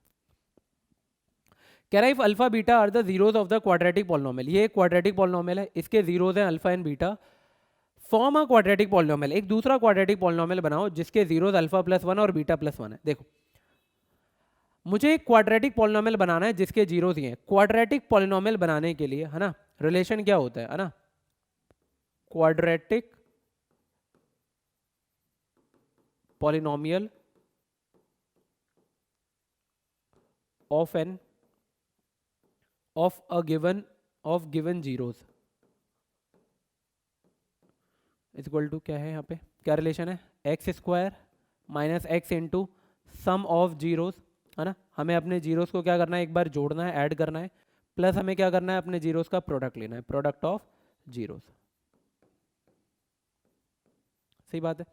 अब हमें हमारे जो भी हमें पॉलिनोमियल बनाना है उसके जीरोस के बारे में बोला है, क्या क्या है, alpha plus one beta plus one. तो यहाँ पे सम करना है इसका, यानी alpha plus one plus beta plus one हो जाएगा। सही बात है। फिर हमें क्या करना है, प्रोडक्ट करना है, यानी अल्फा प्लस वन इंटू में बीटा प्लस वन। ठीक है। अब ये क्या है, एक्स स्क्वायर। अब मुझे दिखाई दे रहा है यहाँ पे कि ये alpha plus beta plus two हो जाएगा क्या। यहाँ पे मैं मल्टीप्लाई करूँ, अल्फा को बीटा से मल्टीप्लाई करोगे अल्फा बीटा, अल्फा को वन से मल्टीप्लाई करोगे अल्फा, वन को बीटा से करोगे बीटा, प्लस वन वन जा वन। अब मुझे क्या चाहिए, देखो मुझे अल्फा प्लस बीटा पता चल जाए, अल्फा बीटा पता चल जाए, अल्फा प्लस बीटा पता चल जाए, मेरा काम हो जाएगा। और देखो मैं पता कर सकता हूँ, हमें ये पॉलिनोमियल दिया हुआ है, आपको पता है पॉलिनोमियल के जो भी जीरोज है अल्फा बीटा है, सो हमें पता है sum of zeros, sum of zeros is equal to क्या होता है, minus b by a. So b का काम कौन कर रहा है, माइनस नाइन, ए का काम कौन कर रहा है, वन, यानी ये अल्फा प्लस बीटा की वैल्यू है। Similarly product of zeros is equal to c by a. ठीक है, सी का काम कौन कर रहा है 20, ए का काम कौन कर रहा है 1, यानी अल्फा बीटा की वैल्यू ये हो गई। सो मुझे इनकी वैल्यू पता चल गई, खत्म कहानी भाई। X square minus x, alpha plus beta की वैल्यू क्या है, minus nine plus two, alpha beta की वैल्यू कितनी है 20, अल्फा प्लस बीटा की वैल्यू कितनी है माइनस नाइन, और ये प्लस वन। खत्म, हमारा इक्वेशन बन चुका है। देखो minus nine plus two, minus का सेवन आएगा, माइनस माइनस कितना हो जाएगा प्लस, तो ये हो जाएगा x square plus seven x. देखो 20 और एक 21, और ये माइनस का 9 है, 21 में से 9 जाएगा तो कितना हो जाएगा हमारा 12, है ना भाई। 20 में से अगर 9 जाएगा 11, 11 और प्लस 12, ये हमारा क्या बन गया, एक जीरो बन गया। तो आपको चाहो तो आप अल्फा बीटा निकाल के भी इस क्वेश्चन को कर सकते थे कि आप इसको फैक्टराइज करो, फैक्टराइजेशन मेथड से अल्फा निकालो बीटा निकालो फिर सॉल्व करो, बट एक ये तरीका भी है जो आप आसानी से सॉल्व कर सकते हैं। बहुत इंपॉर्टेंट है, जहां पे आप फैक्टराइज नहीं कर पाओगे वहां पे ये तरीका काम आएगा। ठीक है, अच्छा क्वेश्चन था। नेक्स्ट आ जाते हैं हम हमारे क्वेश्चन नंबर 30 पे। सर्कल चैप्टर से एक आसान सा क्वेश्चन है, ज़्यादा मुश्किल नहीं है।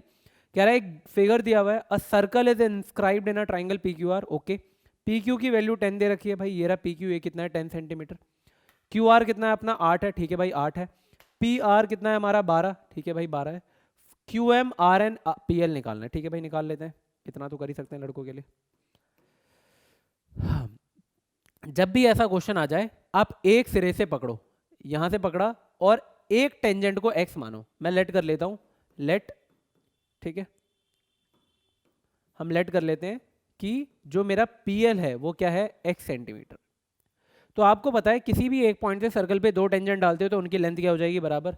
सो हम बोल सकते हैं PL और PN आपस में बराबर हो जाएगा x सेंटीमीटर, है ना। लिख देना tangent drawn from a point to the circle. इसी तरह से अगर PL x है तो क्या मैं बोल सकता हूं कि जो मेरा QL होगा, जो मेरा QL होगा वो कितना हो जाएगा 10 माइनस एक्स।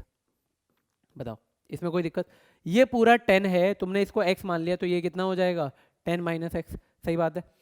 अगर ये 10 माइनस एक्स है तो QM भी कितना हो जाएगा, सो QM इज इक्वल टू भी 10 माइनस एक्स हो जाएगा। एक पॉइंट से दो टेंजेंट डाल रहे हो, ये भी हमारा 10 माइनस एक्स हो जाएगा। अच्छा ये कितना था अपना x, तो ये कितना हो जाएगा भाई पूरा 12 है, ये x है तो ये 12 माइनस एक्स हो जाएगा। बोल सकता हूं मैं NR is equal to 12 minus x centimetre. अब अगर NR 12 है, NR 12 है तो RM, so RM is equal to भी कितना हो जाएगा 12 माइनस एक्स। सेम वही लाइन लिख दोगे, tangent drawn from to point. अब एक बात बताओ, QM प्लस RM किसके बराबर होगा, QM और RM जोड़ के कितना आ जाएगा QR। QM की वैल्यू कितनी निकाली तुमने 10 माइनस एक्स, आर एम की वैल्यू कितनी निकाली तुमने 12 माइनस एक्स, और क्यू आर टोटल कितना है हमारा 8, खत्म कहानी। 10 और 12 कितना हो गया 22 minus 2x is equal to 8, plus का 22 इधर आएगा तो माइनस का 22, 8 में से 22 जाएगा तो कितना हो जाएगा 14, वो भी नेगेटिव में, minus minus cancel out, x की वैल्यू कितनी आ गई 7। अब आपको सारी चीज़ें पता चल गई। x अगर 7 है तो हमें क्या चाहिए QM, तो QM कितना है 10 माइनस एक्स, QM कितना है 10 माइनस एक्स, तो 10 minus 7 that will be your 3 unit. और क्या चाहिए हमें RN, RN कितना है भाई NR वही है 12 माइनस एक्स यानी 12 माइनस 7, तो 12 में से 7 जाएगा कितना आ जाएगा 5, RN कितना है हमारा 5 सेंटीमीटर। और क्या रह गया PL, PL हमारा क्या है x के बराबर है, तो PL हमारा क्या है 7 सेंटीमीटर। तो ये तीनों आ गया। देखो इसको आप डायरेक्ट भी कर सकते थे, बट ये 3 नंबर का क्वेश्चन है तो थोड़ा सा हमें चीज़ों को दिखा के सॉल्व करना पड़ेगा, वरना ये क्वेश्चन MCQ में जब आता है तो मैं यूं ही ऐसे ही करा, मैंने आपको समझाया हुआ है, ठीक है। अच्छा ये एक नेक्स्ट क्वेश्चन, नीचे भी एक क्वेश्चन है, क्या कह रहा है, all the sides of a parallelogram touch a circle show that parallelogram is a rhombus.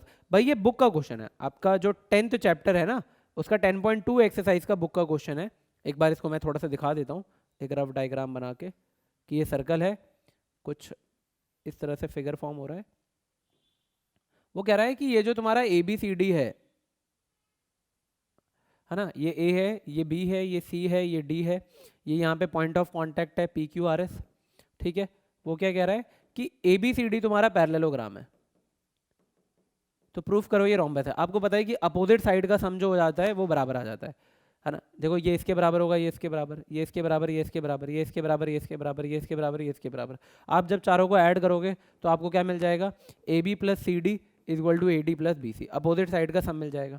अब आपको पता है ये पैरेललोग्राम है, तो पैरेललोग्राम में अपोजिट साइड्स क्या होते हैं बराबर, तो CD को भी अगर आप AB लिख दोगे तो कोई फर्क नहीं पड़ेगा, ऐसे ही आप BC को भी अगर AD लिख दोगे तो कोई फर्क नहीं पड़ेगा। तो 2AB is equal to 2AD, eventually we can say AB is equal to AD। अब रोम्बस की चारों साइड बराबर होती है, देखो अपोजिट पैरेललोग्राम है तो अपोजिट साइड तो बराबर होगी, आपने एडजेसेंट साइड भी बराबर दिखा दी, तो hence all sides are equal. तो अच्छा क्वेश्चन है, ये भी आप आसानी से कर सकते थे, आपके ये बुक का क्वेश्चन है, आपको ये क्वेश्चन आना चाहिए, ध्यान रखना। नेक्स्ट है क्वेश्चन नंबर 31, बहुत ही शानदार, बहुत ही अच्छा क्वेश्चन है। ऐसा एक क्वेश्चन आपने एग्जाम में देखा, अपनी बुक में देखा हुआ है, जिसमें एक लाइन है AB, उसको 3 इक्वल पार्ट्स या 4 बराबर भागों में बांटा जाता है। ये भी उसी का ही एक वर्जन है जिसमें हम क्या कर रहे हैं, 5 पॉइंट है PQRS, 1 2 3 4 पॉइंट है, तो वो उसे 5 भागों में बांटेंगे। मैं क्वेश्चन पहले पढ़ता हूं, क्या कह रहा है, if the point PQRS in this order divide the line segment joining A and B in 5 equal part. भाई A और B एक लाइन है, ज्वाइन हो रहे हैं, A है 2, P, B है 7, 10, इस तरह से ज्वाइन हो रहे हैं। PQRS इसे 5 भागों में बांट रहा है। P, दूसरा पेन ले लेते हैं, पेन की कमी नहीं है अपने पास। PQR और S कितने भागों में बांट रहा है, 5 इक्वल पार्ट्स, यानी किस रेशियो में बटेंगे, 1:1:1:1:1:1, 5 बराबर भाग में बट गए। तो बताओ भाई, अच्छा Q की वैल्यू दे रखी है तुम्हें x,7, R की वैल्यू नहीं पता, S की वैल्यू दे रखी है 6,y। आपसे पूछ रहा है ये P, ये X और ये Y की वैल्यू बताओ। क्वेश्चन दिखने में थोड़ा सा लग रहा है कि अजीब सा है, कितनी सारी चीजें, बट आसान है, थोड़ा सा हमें ध्यान रखना है, ठीक है। सॉल्व करते हैं इसे। सबसे पहले मैं किसी एक पे फोकस करता हूं, मैं निकालने की कोशिश करता हूं P को। तो ये A का कोऑर्डिनेट है ना, और ये B है हमारा 7, 10, और ये है 2, P। देखो अब ये जो 4 है, मैं वो पॉइंट लूंगा देखो इसमें y मिसिंग है, इसमें y गिवन है, यहां पर वो पॉइंट लूंगा जिसमें y गिवन होगा। इकलौता यहाँ पे Q है जिसमें y की वैल्यू कितनी है, गिवन 7। तो मैं यहाँ पे जो पॉइंट लेना वाला हूँ वो कौन सा पॉइंट लेना वाला हूँ, Q वाला। तो Q की वैल्यू क्या है, x, 7। अब ये जो Q है वो AB को किस रेशियो में बांटेगा, ध्यान दो, आप Q पर खड़े हो तो Q के इधर कितने पॉइंट्स हैं, 2 हिस्सों में बटा हुआ है, और Q के इधर कितने हिस्सों में बटा हुआ है, 3 में। तो ये 2:3 में Q जो है वो AB को 2:3 में बांट रहा है। भाई PQRS तो 5 बराबर भागों में बांट रहे हैं, बट Q जो है वो AB को 2:3 में क्या कर रहा है, डिवाइड कर रहा है, ठीक है। सो ये हमें 2:3 में डिवाइड कर रहा है। तो अब इसको सॉल्व कर लेते हैं आप सिंपली। ये क्या है हमारा, ये x1 है, ठीक है, ये हमारा क्या है x1, ये हमारा y1, ये हमारा x2, ये हमारा y2, और ये हमारा xy की तरह बिहेव करता है, ये हमारा क्या है m1 और m2। So direct using section formula, आप सिर्फ y वाला कंपेयर करो भाई। y की वैल्यू क्या होती है, m1 y2 plus m2 y1 upon में m1 प्लस m2 अपॉन में m1 प्लस m2। अब y का काम कौन कर रहा है, 7, m1 2 इंटू 10 हो जाएगा है ना, m1 y2 यानी 2 इंटू 10, m2 y1 यानी 3 इंटू p अपॉन में m1 प्लस m2 यानी 2 प्लस 3। तो 3 और 2 5, 5 सते 35, 2 10 जा 20 प्लस 3p, ये इधर जाएगा माइनस हो जाएगा 15 बराबर में 3p, 3 मल्टीप्लाई कर रहा है इधर आके डिवाइड, तो p की वैल्यू कितनी आ जाएगी 5। ठीक है, सिंपल है, आसानी से हमारी p की वैल्यू निकल गई, कोई दिक्कत वाली बात नहीं है। अगर मैं x की वैल्यू कंपेयर करूं, x निकालूं, तो क्या होता है m1 x2 plus m2 x1 upon में m1 प्लस m2, यही है। x को कौन रिप्रेजेंट कर रहा है भैया, x ही है, m1 y2 यानी 2 इंटू 7 प्लस 3 इंटू 2 अपॉन में m1 प्लस m2 यानी 2 प्लस 3। तो 2 7 जा 14, 3 2 जा 6 अपॉन में 5, 20 बटे में 5, 20 को 5 से डिवाइड दोगे तो कितना आ जाएगा 4। ये हमारी किसकी वैल्यू आ गई, x की वैल्यू आ गई और p की आ गई। कौन सा लड़का रह गया अपना, y रह गया, बिल्कुल y लेंगे। अब हम बाकी सबको भूल जाएंगे, y कहाँ पर है, x पे है। तो दोबारा से इसी लाइन को बना लो, ठीक है। Coordinates of a and b दिए हुए हैं, a का क्या था 2, p 7, 10, 7, 10 और 2, p। अच्छा यहाँ पे हमें किसको लेना है, s को ले रहे हैं हम, क्योंकि s में ही y है, क्या है 6, y, 6, y। अब s a b को किस रेशियो में डिवाइड कर रहा है, देखो अगर मैं s पे खड़ा हूं तो इधर कितने हैं 4 और इधर कितना है a 1, तो ये किस रेशियो में बांट रहा है 4:1 में। ठीक है, सारी अब आसान लग रहा है ना, वहां पे इतनी सारी चीजें थी तो तुम्हें अजीब लग रहा होगा, अब क्या लग रहा है, काफी सिंपल फॉर्म में लग रहा है। ठीक है, so again using section formula, ठीक है, लिख लेना आप इतने। हमें पता है हमें y चाहिए, तो y का ही रिलेशन निकालते हैं। y क्या कहलाता है भाई, m1 y2 plus m2 y1 upon में m1 प्लस m2 अपॉन में m1 प्लस m2।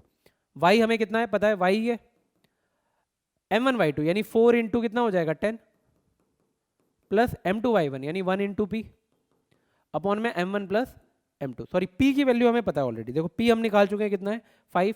यहाँ पे जो आपने p रखा है उसकी जगह कितना रख सकते हैं 5, है ना। p किसको रिप्रेजेंट कर रहा है 5 को, वो हम निकाल चुके हैं, और ये 4 + 1, तो 4 10 जा 40, 5 1 जा 5 अपॉन में 5, तो ये कितना हो जाएगा 45 अपॉन में 5, तो 5 9 जा 45, तो y की वैल्यू कितनी आ गई तुम्हारी 9 आ जाएगी। ठीक है, तो तीनों के तीनों वैल्यू हमने फाइंड आउट कर लिया है। तो सिंपल सा क्वेश्चन था, बहुत ज़्यादा नहीं था, हाँ थोड़ा सा लिखा अलग था तो इसलिए हमें थोड़ा अजीब लग रहा था। आई होप आपको ये समझ में आया होगा। नेक्स्ट चलते हैं क्वेश्चन नंबर 32 पे, है ना। यहाँ से हम हमारे चालू हो जाएंगे, सेक्शन डी चालू हो जाता है, यानी अब हमारे 5 नंबर वाले क्वेश्चन हैं जिनको हमें यहाँ पे सॉल्व करना है। सेक्शन डी का क्वेश्चन नंबर 32 की हम बात करने वाले हैं। अब 32 क्वेश्चन क्या कह रहा है, 2 है और है, ये आपका यहाँ पे और लिखा हुआ है। पहले तो कह रहा है the sum of the first p term of an AP, एक एपी है उसके फर्स्ट पी टर्म का सम क्यू है, and the sum of first q term is p, show that the sum of first p plus q term is minus में p plus q. दूसरे में क्या कह रहा है, which term of the AP will be -77, find the sum of this AP up to the term 77। ठीक है, अब दोनों क्वेश्चन में मुझे पढ़ के इतना पता चल रहा है कि भाई ये वाला जो क्वेश्चन है ये ज़्यादा इजी है एज कम्पेयर टू दिस। हम पहले इसको सॉल्व करते हैं, देन हम इस पर भी डिस्कस करेंगे कि ये कैसे करेंगे। भाई हमसे क्या कह रहा है, which term of the AP will be -77। जब भी ऐसा क्वेश्चन आता है हम मान लेते हैं कि भैया जो nth टर्म है वही हमारा क्या होगा 77 होगा। और वाला ऑप्शन कर रहा हूँ मैं अभी, है ना, हम लेट कर लेंगे, है ना। हमें एपी क्या दे रखी है, -2 -7 -12 -2, है ना, -2 -7 और -12। हम लेट कर लेंगे, let nth term of the AP is -77। That means ये किसको रिप्रेजेंट करेगा, an को।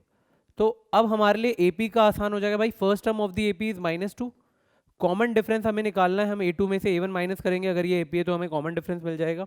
आपको पता चल रहा है a2 कितना है -7, माइनस a1 कितना है -2, तो -7 + 2 दैट विल बी -5, हमारा क्या हो जाएगा कॉमन डिफरेंस यानी डी आ जाएगा। तो आपको पता है एपी में an का फॉर्मूला क्या होता है भैया, an = a + n-1 × d। an कितना है हमारा -77, a यानी first term of the AP is -2, n-1 जो कि हमें पता नहीं है ऑब्वियसली, d हमारा कितना है -5।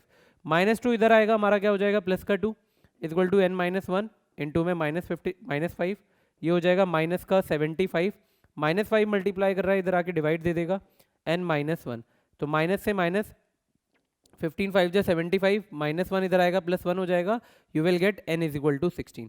यानी कि जो AP का 16th टर्म है, 16वां पद है, दैट विल बी योर -77। हमसे क्या कह रहा है, find the sum of this AP up to the term 77, है ना, मतलब जो -77 वाला जो टर्म है ना लास्ट में, ये -77 तक है, तो इन सब का सम निकालना है। सो अब ये बहुत आसान क्वेश्चन हो जाएगा।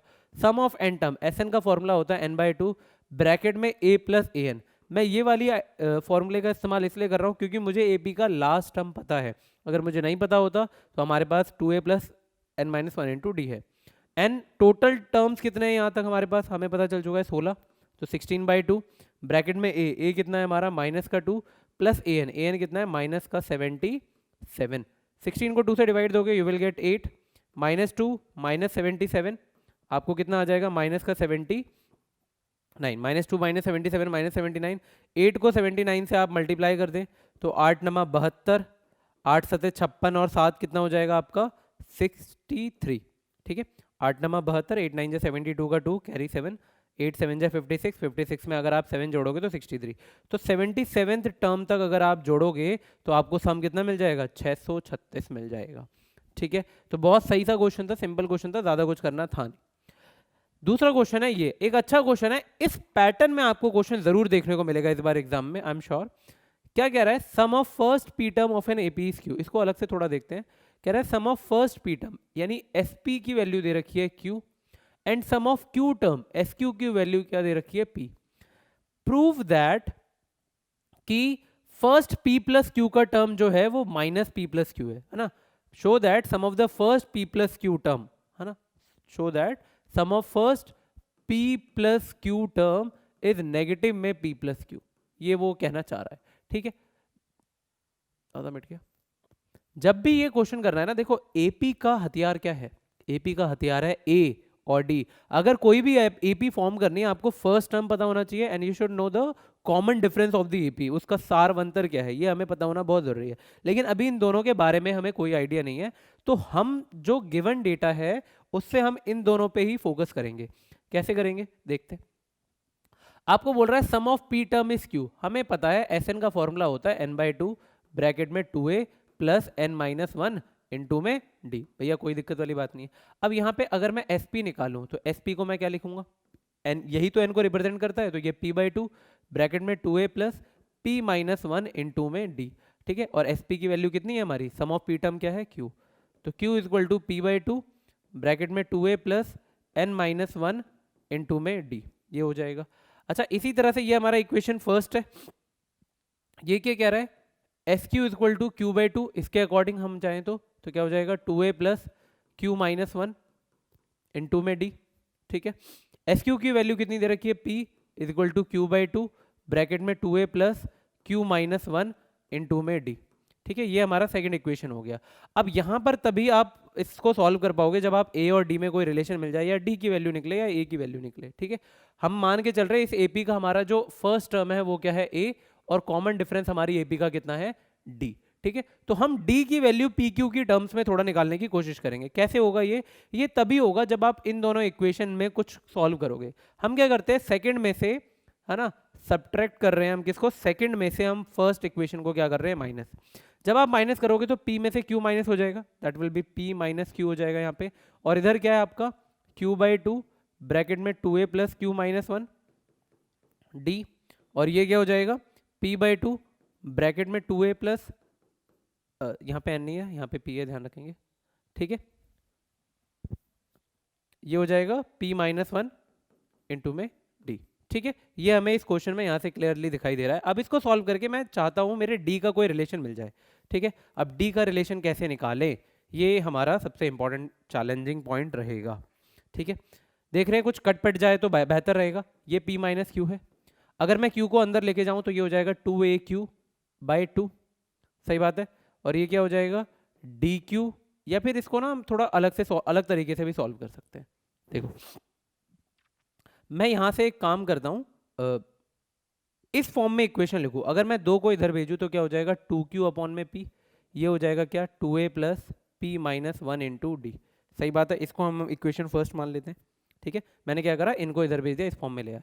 यहाँ से भी मैं यही काम कर सकता था, 2 इधर जाएगा तो क्या हो जाएगा 2p अपॉन में q is equal to 2a plus q minus 1 into में d। ठीक है, अब हम थोड़ा सा आसान पड़ जाएगा हमें सॉल्व करने के लिए। देखो कैसे हम क्या कर रहे हैं, दोनों इक्वेशन को मैं साथ में लिखना चाह रहा हूँ। मेरे पास गैप है क्या यहाँ पे, एक और गैप तो नहीं है।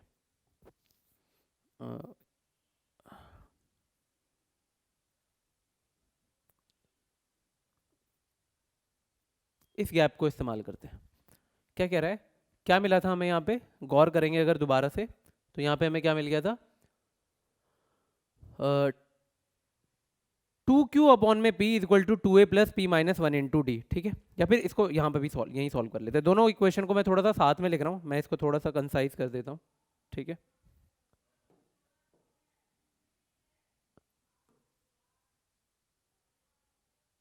ठीक है, थोड़ा सा मैं इसको ऊपर ले जा रहा हूँ, है ना। आपको चीज़ें समझ में आ गई तो आपको ज़्यादा दिक्कत नहीं होगी। देखो ये क्या लिखा था 2a, मैं दोबारा दूसरे पेन से इस्तेमाल कर लेता हूँ इसको। पहला इक्वेशन क्या बना है मेरा, 2a plus p minus 1 d is equal to 2q upon में p। ये क्या बना है मेरा 2a plus q minus 1 d is equal to 2p upon में q, यही तो बना है।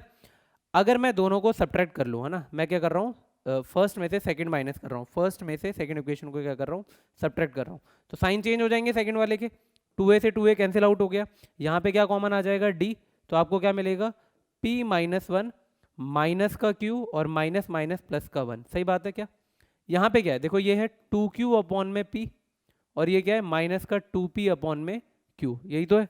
यहाँ पे क्या दिखाई दे रहा है, एलसीएम ले ले तो ये pq हो जाएगा, अगर मैं 2 बाहर ले लूँ तो ये हो जाएगा q square minus p square, यानी इधर क्या बच जाएगा मुझे twice of q square minus p square upon में pq। क्लियर है इतनी सी बात। इसको थोड़ा सा और सॉल्व कर सकते हैं, यहाँ पे दिख रहा है माइनस 1 प्लस 1 कट जाएगा, माइनस 1 प्लस 1 कट जाएगा, तो क्या बचा d p माइनस q। यहाँ पे आप जरा गौर करोगे तो q square minus P square, इसको क्या लिख सकते हो आप q माइनस पी और q प्लस पी। सही बात है, और नीचे में क्या है पी क्यू। देखो ये p माइनस क्यू और q माइनस पी कहीं ना कहीं ये सेम ही है, बस साइन का क्या है डिफरेंस है। जब भी ऐसा होता है हम क्या करते हैं, हम वन एक मल्टीप्लिकेटिव आइडेंटिटी है, तो हम क्या करते हैं दोनों तरफ -1 से मल्टीप्लाई करें, या इसमें से -1 हम कॉमन ले लेते हैं, तो होता क्या है ये p माइनस क्यू है। अगर मैं यहाँ पे माइनस बाहर ले लूँ तो ये भी क्या हो जाएगा p माइनस क्यू। इसको हम कुछ नहीं छेड़ रहे, हम p प्लस क्यू बोले या p क्यू बोले, p प्लस क्यू बोलो या q प्लस p बोलो, बात एक ही है। इससे क्या होगा, ये p माइनस क्यू से p माइनस क्यू कट गया, तो हमें d की वैल्यू मिल गई क्या है minus twice of p plus q upon में पी क्यू। ये हमारी किसकी वैल्यू आ गई, d की वैल्यू आ गई। अब हम देखते हैं क्या p प्लस क्यू हमें ये मिल रहा है, क्रॉस चेक करते हैं जरा। इस स्पेस का इस्तेमाल कर लेते हैं भाई, हमें क्या निकालना है sum of p plus q term, तो क्या होता है n/2, तो n क्या हो जाएगा p plus q by 2 bracket में 2a प्लस n माइनस 1, यानी p plus Q minus 1 into D की वैल्यू क्या है हमारी, अभी हमने देखा था हमारी d की वैल्यू निकल के आई थी, दैट वाज d की वैल्यू क्या निकल के आई थी हमारी minus twice of p plus Q, minus twice of p plus q upon में p। सही बात है यहाँ पे, ठीक है, अपॉन में पी क्यू था, सॉरी। अब यहाँ से हमें कुछ सॉल्व करने का दिख रहा है क्या, क्या हम कुछ सॉल्व कर पा रहे हैं, है ना। हमें शो करना है कि माइनस नेगेटिव में p प्लस क्यू मिले। अच्छा a की वैल्यू निकाल लेते ज़्यादा बेहतर रहता ठीक है, लेकिन अभी भी इसमें दिक्कत क्या है कि हमें ना a की वैल्यू नहीं निकाली हमने, ठीक है, तो पहले हमें a की वैल्यू निकालनी पड़ेगी। वो हम कैसे निकालें, देखो कोई भी एक रिलेशन ले लो, हमें पता था क्या कि इधर नीचे नीचे नहीं ऊपर, कि ये जो SP की वैल्यू थी, है ना, सम ऑफ p टर्म SP अगर हमने देखा था भाई, SP क्या था p by 2 q is equal to p by 2 bracket में 2a plus p minus 1 into d था। हम क्या करते हैं यहाँ पे d की वैल्यू पुट करके पहले क्या करते हैं a निकाल लेते हैं। कैसे सॉल्व करेंगे भाई, ये तो हो जाएगा हमारा q बाई 2q अपॉन में p is equal to 2a plus p minus 1, और d की वैल्यू कितनी आई थी minus twice of p plus q upon में पी क्यू। ठीक है, इसको हमें सॉल्व करना पड़ेगा भाई यहाँ पे। अच्छा मुझे दिख रहा है टू अगर मैं कॉमन ले लूँ, देखो दोनों से 2 कॉमन ले लूँगा, ये 2 कैंसिल आउट हो जाएगा, तो q by p is equal to a plus, minus है तो यहाँ पे माइनस लगा दो, या फिर रहने दो प्लस। पहले हम इसको मल्टीप्लाई कर लेते हैं भाई, देखो p को p से मल्टीप्लाई करोगे पी स्क्वायर, p को q से मल्टीप्लाई करोगे ये हो जाएगा पी क्यू, -1 को p से मल्टीप्लाई करोगे माइनस पी, और ये माइनस क्यू अपॉन में क्या है पी क्यू। एक काम करो, ये यहाँ पे मैंने क्या लगा दिया माइनस, ठीक है, क्यों, क्योंकि ये माइनस, ये माइनस उठ के इधर आएगा प्लस हो जाएगा, तो प्लस में P square plus P Q minus Q upon में पी क्यू बराबर में क्या है ए। अगर मैं यहाँ पे एलसीएम ले लूँ तो क्या मिल जाएगा, पी क्यू का एलसीएम पी क्यू रहेगा, पी से पी कट जाएगा, ये हो जाएगा Q square plus P Q minus Q, ये हमारी किसकी वैल्यू आ गई, ए की, ठीक है। बड़ी कॉम्प्लेक्स सी वैल्यू है, कोई बात नहीं, पुट करके देखते हैं। अब यहाँ पे सॉल्व कर लेते हैं, ये हो जाएगा p plus q by two, a की वैल्यू क्या है भाई, बड़ी लंबी सी वैल्यू है, या फिर चलो कोई बात नहीं पुट कर ही लेते हैं, देखा जाएगा, P square plus Q square plus P Q minus Q upon में क्या है भैया पी क्यू, ठीक है। अच्छा यहाँ पर क्या है, एक काम करो, माइनस को ये ना बाहर ही ले लो पहले, ठीक है, 2 इधर हो गया, p प्लस क्यू को अंदर मल्टीप्लाई करो, p को p से मल्टीप्लाई करोगे पी स्क्वायर, p को q से मल्टीप्लाई करोगे P Q minus P, q को मल्टीप्लाई करोगे पी क्यू, q को q से मल्टीप्लाई करोगे Q square minus Q upon में क्या है पी क्यू, ठीक है। बड़ा ही कॉम्प्लिकेटेड चीज़ें लग रही हैं इसमें, बट देखते इसे कंप्लीट करने की कोशिश करेंगे फटाफट। अब क्या दिख रहा है मुझे, नीचे बेस दिख रहा है, मल्टीप्लाई कर दो, 2 को इससे मल्टीप्लाई करोगे 2p square plus 2q square plus 2pq, ठीक है, 2pq minus 2p minus 2q upon में pq है ये हमारा। माइनस को अगर मैं अंदर मल्टीप्लाई करूं तो क्या हो जाएगा, -2 को मल्टीप्लाई करूंगा तो -2p स्क्वायर। अच्छा यहाँ पे pq कितने हैं, 2pq, और 2 से मल्टीप्लाई होगा तो माइनस का 4pq माइनस का 2p, फिर ये माइनस का 2q square, sorry minus minus ये हो जाएगा प्लस, और ये भी माइनस माइनस प्लस का 2q, और नीचे में कितना है हमारा pq। अब मुझे थोड़ा बहुत आंसर दिखने लग गया यहाँ पे, क्योंकि बेस क्या है हमारा यहाँ पे सेम है, तो एलसीएम भी कितना आएगा सेम pq आएगा, तो ये क्या है 2p square plus 2q square plus 2pq minus 2p minus 2q। यहाँ पे अगर इसको और इनको ये भी साथ में आ जाएंगे तो -2p square minus 4pq plus का 2p माइनस का 2q स्क्वायर प्लस का 2q। अब आप ध्यान से देखोगे बहुत सारी चीज़ें कट रही है, देखो plus 2p square minus 2p square plus 2q square minus 2q square minus 2p minus 2q plus 2p plus 2q cut गया, ये प्लस का 2pq है और ये माइनस का 4p है, देखो आंसर आ गया लगभग। ये क्या बच गया था, इधर है p plus q by to, यहाँ पे हम ध्यान देंगे ये 2pq है, ये माइनस का 4pq है, तो इवेंचुअली क्या मिलेगा हमें माइनस का 2pq अपॉन में pq। आपको दिख रहा है pq से pq कट जाएगा, 2 से 2 कट जाए 2 से 2 कट जाएगा, तो कितना आंसर आ जाएगा माइनस में p प्लस क्यू, और यही हमें प्रूफ करना था, ठीक है। थोड़ा सा कॉम्प्लेक्स क्वेश्चन था क्योंकि बहुत सारी चीज़ें थी, काफ़ी अल्फ़ाबेट pq हो गया है, तो ठीक है छोड़ना ही बेहतर रहेगा। देखो जब भी आप ऐसे क्वेश्चन में फंस रहे हो, लंबा जा रहा है, स्किप करो उस क्वेश्चन को, उसके चक्कर में आप कोई और क्वेश्चन ना मिस कर दें, इसका हमें ध्यान में रखना होगा, ठीक है। ओके, सो ये हमारा सेक्शन डी खत्म होता है, यहाँ से स्टार्ट हो जाता है अब हमारा सेक्शन ई, ठीक है। एक मिनट, सेक्शन ई चालू होना है ना, नहीं नहीं नहीं नहीं नहीं नहीं नहीं, अभी कहाँ, अभी तो हमने क्वेश्चन 32 ही करा था ना, अभी हमने 32 स्टार्ट ही करा था, अभी हम 33 पे आ गए, सॉरी। हाँ 33 को हम देख लेते हैं क्या कह रहा है। If -5 is the root of the quadratic equation this and the quadratic equation this has equal roots, find the value of p and k, ठीक है। इसको हम यहीं पे सॉल्व कर सकते हैं, कह रहा है -p is the root of the quadratic equation this, if -5 is the root of this equation. भाई अगर आपको पता है कि कोई वैल्यू किसी इक्वेशन के रूट यानी मूल का काम कर रहा है, यानी वो उसको सेटिस्फाई कर रहा है, तो आप बस एक काम करो -p को उठा के यहाँ पे पुट कर दो, है ना। तो for x is equal to -p, ये जो हमारा पॉलिनोमियल है, ये जो हमारा क्वाड्रेटिक इक्वेशन है, किसके बराबर हो जाएगा 0 के। तो 2 इंटू -5 का square plus p into -5 plus 15 is equal to 0। 5 का स्क्वायर 25, 25 दूनी 50 -5p प्लस 15, यहाँ पे हमें दिखाई दे रहा है 50 और 15 कितना हो जाएगा 65, जो कि इधर आ जाएगा -65, -p5 इधर आके डिवाइड देगा तो कितना आंसर आ जाएगा, p की वैल्यू 13 5 जा 65, तो p हमारा आसानी से आ गया। And the quadratic equation this equal to 0 has equal roots. ठीक है भाई, दूसरा इक्वेशन क्या है हमारा, p x square plus x plus k equal to 0। अब यहाँ पे जो पी है वो आप निकाल चुके हो 13, तो ये हो जाएगा 13x square plus 13x plus k equal to 0। अब दिस हैज़ इक्वल रूट्स, इसके मूल क्या है हमारे बराबर, दैट मीन्स जो हमारा d है डिस्क्रिमिनांट है, इसकी वैल्यू क्या है 0। d को रिप्रेजेंट करते हैं b square minus 4ac equal to 0 से। b का रिप्रेजेंटेशन हो रहा है 13 के द्वारा, a का रिप्रेजेंटेशन है हमारा 13 के द्वारा, और c कौन है, k।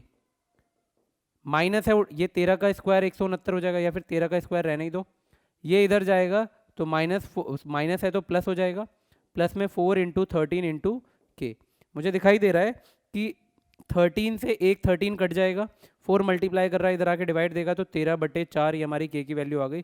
पॉइंट में लाना है पॉइंट में ले आओ, वरना फ्रैक्शन में भी छोड़ सकते हो। तो 4 3 जा 12, 4 2 जा 8, 4 5 जा 20, तो के की वैल्यू हो गई हमारी 3.25। तो सिंपल सा क्वेश्चन था, ज़्यादा कुछ खास था नहीं। ठीक है, ओके। द डायगोनल, नेक्स्ट वाला क्वेश्चन भी समझ लेते हैं, मैं इसकी इक्वेशन बना लेते हैं हम। The diagonal of a rectangular field is 60 metre more than shorter side. भाई एक रेक्टेंगल है, एक साइड छोटी है, मान लेते हैं ये छोटी है, ये बड़ी है, और दूसरी बात हो रही है किसकी, डायगोनल की, तो ये हमारा क्या होगा, डायगोनल होगा, कुछ ऐसा ही होगा। If the longer side is 80 metre more than the shorter side, और डायगोनल जो है 60 मीटर बड़ा है शॉर्टर साइड से। अगर मैं शॉर्टर साइड को x मान लूं, तो डायगोनल शॉर्टर साइड से कितना ज़्यादा है, 60, यानी ये कितना हो जाएगा, x प्लस 60। सही बात है। और जो बड़ी वाली साइड है वो कितना ज़्यादा है, 80 ज़्यादा है, यानी कि ये कितना है, x प्लस 80। यही तो रिलेशन दे रहा है। अब अगर ये रेक्टेंगल है, आपको पता है रेक्टेंगल का हर एक एंगल 90 डिग्री का होगा, यानी कि ये एक राइट एंगल ट्राइंगल बन रहा है। अगर मैं नाम दे दूं ABCD, तो ये एक राइट एंगल ट्राइंगल बन रहा है ABC। और राइट एंगल ट्राइंगल में कौन आते हैं हमारे, पाइथागोरस बाबा, है ना। तो उनकी मदद से यहाँ पे इक्वेशन बन जाएगी। हाइपोटेन्यूज का काम कौन कर रहा है, x प्लस 60 का स्क्वायर, बेस का काम कर रहा है आपका x प्लस 80 का स्क्वायर, और आपका परपेंडिकुलर का कौन काम कर रहा है, एक्स स्क्वायर। अब यहाँ से आपको फिर एक क्वाड्रेटिक इक्वेशन बन जाएगी, आप इसको सॉल्व करोगे आपको x और x की वैल्यू आ जाएगी, यानी लेंथ ब्रेथ, और आपको डायगोनल हमें मिल जाएगा। तो ये भी एक सिंपल सा क्वेश्चन था, ज़्यादा कुछ इसमें हमें करने की ज़रूरत नहीं थी। ठीक है, बढ़ते हैं हम हमारे नेक्स्ट क्वेश्चन की ओर। Question number 34, mean median mode. भाई 5 नंबर के क्वेश्चन को कई बार ऐसे लेंथी बनाया जा सकता है, आपसे वो मीन मीडियन मॉड तीनों चीज़ एक साथ पूछ लेगा, ताकि क्या होगा, थोड़ा सा टाइम टेकिंग जाए, क्योंकि एक वेटेज देना है मुझे इस क्वेश्चन को। तो आपको पता है, देखो मीन का फॉर्मूला, जब भी ऐसी कंडीशन है हम जनरल फॉर्मूले का इस्तेमाल करेंगे, सिग्मा एफ आई एक्स आई अपॉन में सिग्मा एफ आई। ठीक है, हमारा जो मीडियन होता है, माध्यिका जिसे हम हिंदी में बोलते हैं, इसका हमें फॉर्मूला पता होना चाहिए, क्या होता है, L plus n/2 minus c m. N क्या होता है, sum of all frequency upon में एफ इंटू में एच। मोड है ना, बहुलक, बहु जो लक लेके आए, है ना, क्या होता है, L plus F1 minus F0 upon में 2F1 minus F0 minus F2 into में H। ये आपके 3 फॉर्मूले हैं, आप इन तीनों को अप्लाई करके काफ़ी आसानी से मीन मीडियन मॉड निकाल लोगे। ठीक है, मीन का हम एक और फॉर्मूला ध्यान में रखना है हमें, अज्यूम्ड मीन मेथड, है ना, जिसे हम हिंदी में कल्पित मान विधि के नाम से भी जानते हैं। ठीक है, इससे भी देखो, मीन आप कोई भी तरीके से निकालो, उसमें कोई चेंज नहीं आएगा। अज्यूम्ड मीन मेथड का हमारा फॉर्मूला क्या होता है, a plus sigma f I D I, क्योंकि यहाँ पे हम एक डिफ्रेंशिएट, मतलब एक हम मान लेते हैं, अज्यूम्ड कर लेते हैं कि यही हमारा मीन है, और उससे कंपेयर करके हम क्या करते हैं, मीन निकालते हैं। तो सिग्मा एफ आई, है ना, ये हमारा अज्यूम मीन मेथड है। और एक और है हमारा स्टेप डेविएशन मेथड, जो है sigma f i u i upon में sigma f i into h plus में ए। तो आप ध्यान में रखेंगे आइडेंटिटी, ये रिलेशन जो है, इस पे बेस्ड आपका क्वेश्चन आपको देखने को मिलेगा। आई होप आप इसको सॉल्व कर लोगे, मुझे ये सॉल्व कराने की जरूरत नहीं है। अच्छा, मीन मीडियन मॉड का सबसे ज़्यादा इंपॉर्टेंट मेरे को लगता है एम्पेरिकल रिलेशन, कि मीन मीडियन मॉड जो है आपस में एक रिलेशन रखते हैं। वो क्या है, जो हमारा मॉड होता है वो किसके बराबर होता है, 3 times median minus 2 times mean के। इस पे बेस्ड आपको एमसीक्यू में एक क्वेश्चन देखने को मिल जाएगा, तो इसमें कोई भी आश्चर्यचकित वाली बात नहीं होगी। इस पे रिलेशन से बेस्ड बहुत अच्छे अच्छे क्वेश्चन आते हैं, तो आप इस आइडेंटिटी को ध्यान रखना, इस रिलेशन को ध्यान रखना, सॉरी, है ना, जो आपके क्वेश्चन में क्या करेगा, काफ़ी हेल्प करेगा। ठीक है, मैं इस क्वेश्चन को नहीं सॉल्व करा रहा, क्योंकि ये बेसिक आइडेंटिटी बेस्ड है, जो आप कर पाओगे। क्वेश्चन नंबर 35 को हम देखते हैं क्या है। कह रहा है solid is composed of cylinder with hemispherical and. Diagram, जब भी आप सरफेस एरिया वॉल्यूम चैप्टर का क्वेश्चन देखो, सबसे पहले फिगर बनाने की कोशिश करो। कह रहा है एक सॉलिड है composed of cylinder with hemispherical and. ठीक है, अगर मैं कुछ फिगर बनाऊं तो कुछ ऐसा है ना, थोड़ा घटिया सा फिगर बन रहा है बट कोई नहीं, है ना, मेरी पेंटिंग माशाल्लाह है ही। कुछ ऐसे हेमिस्फेरिकल एंड्स हैं।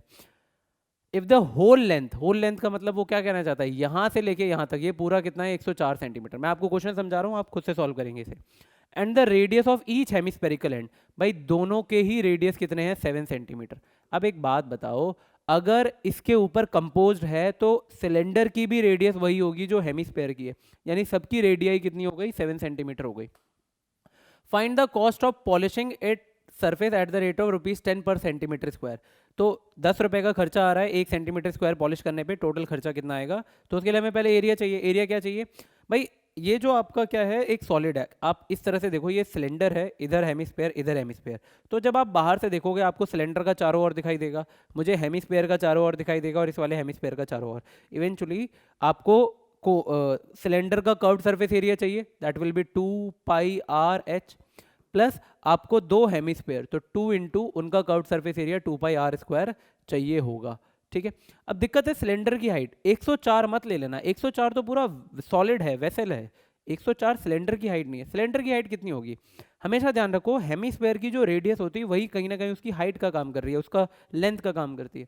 तो ये जो लेंथ है हमारी, दूसरा कलर ले लेते हैं, ये जो लेंथ है हमारी रेडियस के बराबर होगी 7, ये भी लेंथ जो है वो किसके बराबर होगी, रेडियस के। तो जो हाइट ऑफ सिलेंडर होगा वो टोटल लेंथ में से ये 7 हमें क्या करना पड़ेगा, 2 बार माइनस। तो 104 माइनस 14 यानी कि हमारा आ जाएगा 90 सेंटीमीटर विल बी हमारे सिलेंडर की हाइट। तो ये चीज़ ध्यान में रखनी होती है, कई बार हम छोड़ देते हैं, हमें मतलब कई बार जल्दी में क्वेश्चन कर रहे होते हो आप, उसी हाइट को यूज़ कर लेते हो और वहीं पे क्वेश्चन हमारा गलत हो जाएगा। तो ध्यान रखना, ये एक अच्छा सा क्वेश्चन है। अब बस इसको कैलकुलेट कर दो। अच्छा, कैलकुलेट करते समय क्या करना है, कॉमन लेना नहीं भूलना। ठीक है, मैं थोड़ा सा दिखाने की कोशिश करता हूँ यहाँ पे। देखो 2 यहाँ भी है, 2 यहाँ भी है, पाई यहाँ भी है, पाई यहाँ भी है, दोनों की रेडियस भी क्या है, सेम है। तो मैं देख रहा हूँ कि मुझे 2πr पूरा पूरा कॉमन मिल रहा है, सही बात है। आप अलग अलग सॉल्व करोगे, बहुत ज़्यादा लेंदी कैलकुलेटिव हो जाएगा, टाइम लग जाएगा और टाइम सेव करना है हमें। यहाँ पे क्या बच गया, सिर्फ और सिर्फ h बच गया, यहाँ पे 2 बच गया और एक r बच गया। अब इसको कैलकुलेट कर लो, पाई का कुछ बोला तो है नहीं लड़कों ने, तो 22/7, रेडियस हमारा कितना है 7, हाइट कितना है 90, रेडियस कितना है हमारा 7। तो आपको दिख रहा है 7 से 7 का कैंसिल आउट हो गया, 22 दूनी 44, ठीक है, 90 प्लस 7 दूनी 14, तो ये 44 हो गया और ये हो गया 104। ये हमारा सिर्फ इतना सा कैलकुलेशन रह गया। लास्ट में हमें किससे मल्टीप्लाई कर देना है, 10 से, तो हमारा आंसर आ जाएगा। ठीक है, आसान क्वेश्चन है, आप इसे खुद से प्रॉपर तरीके से कर पाएंगे। दूसरे क्वेश्चन को समझ ही लेते हैं। A solid toy is in the form of hemisphere surmounted bye a right circular cone of same radius. मतलब कुछ ऐसा फिगर हमारा बन रहा होगा, ठीक है, कि एक हेमिस्फीयर है, उसके ऊपर कोन है, दोनों की रेडियाई सेम है, ऑब्वियसली बात है, सरमाउंटेड है तो सेम होगा। हाइट ऑफ द कोन, कोन की हाइट कितनी है, यहाँ से यहाँ तक 10 centimetre, and the radius of the base is 7 centimetre. Determine the volume of the toy. अब पूरे खिलौने का वॉल्यूम निकालना है, तो भाई दोनों का वॉल्यूम जोड़ दोगे, ठीक है। रेडियस कितनी दे रखी है 7, तो वॉल्यूम ऑफ कोन कितना होता है 1/3 πr²h, volume of hemisphere 2/3 πr³। यहाँ पर भी आप कॉमन लेके ही सॉल्व करोगे। Also find the area of the colour sheet required to cover the toy. Toy को कवर करना है, तो टॉय जब आप बाहर से देखोगे आपको कोन दिखाई दे रहा है, नीचे में हेमिस्फीयर दिखाई दे रहा है, तो कोन का कर्व्ड सरफेस एरिया, हेमिस्फीयर का कर्व्ड सरफेस एरिया, दोनों को ऐड कर दोगे आपको क्या मिल जाएगा, शीट का एरिया मिल जाएगा। लेकिन ध्यान में क्या रखना है, हमें क्या नहीं पता, स्लैंट हाइट नहीं पता। हमें हाइट पता है 10, बट हमें ये एल नहीं पता, तो कोन का तुम्हें स्लैंट हाइट निकालना पड़ेगा। स्लैंट हाइट का रिलेशन पता है हमें, L² = R² + H², वो आप पुट करके यहाँ से स्लैंट हाइट निकाल लोगे।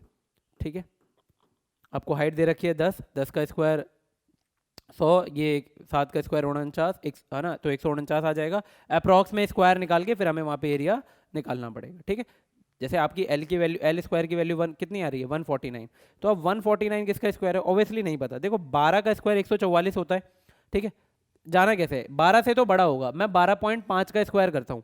मैंने ये 5 यूनिट डिजिट 5 का स्क्वायर निकालना बहुत आसान होता है, मैंने वीडियो भी इसकी डाल रखी है।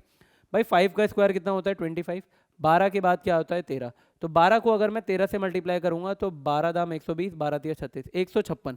देखो 149 से तो बड़ा है, तो आंसर जो होगा मेरा 12.5 से कम होगा, तो मैं थोड़ा सा आसपास चला जाऊंगा, 12.1 या 12.2 तक चला जाऊंगा। ये अप्रॉक्स में आंसर होगा, यहीं पे यही लेके आपको सॉल्व करने में फ़ायदे रहेगा। ठीक है, इसका मैंने हालांकि एक और तरीका बताया जिसमें हम 149 को दो ऐसे नंबर में तोड़ लेते हैं जो एक परफेक्ट स्क्वायर है और एक परफेक्ट स्क्वायर नहीं है। आप जाके उस वीडियो को भी देख सकते हैं। ठीक है, आगे बढ़ते हैं हमारे नेक्स्ट क्वेश्चन पे। नेक्स्ट क्वेश्चन हमारा यहाँ पे खत्म होता है। अब हम स्टार्ट करेंगे हमारा सेक्शन ही। 4 नंबर के 3 क्वेश्चन जो कि 12 मार्क्स है, काफ़ी इजी होता है इनको लेना, इसमें आप गलती ना करें, बस अपने बेसिक्स को ध्यान रखें, आप काफ़ी आसानी से इसे सॉल्व कर लेंगे। देखते हैं इस क्वेश्चन में क्या कह रहा है।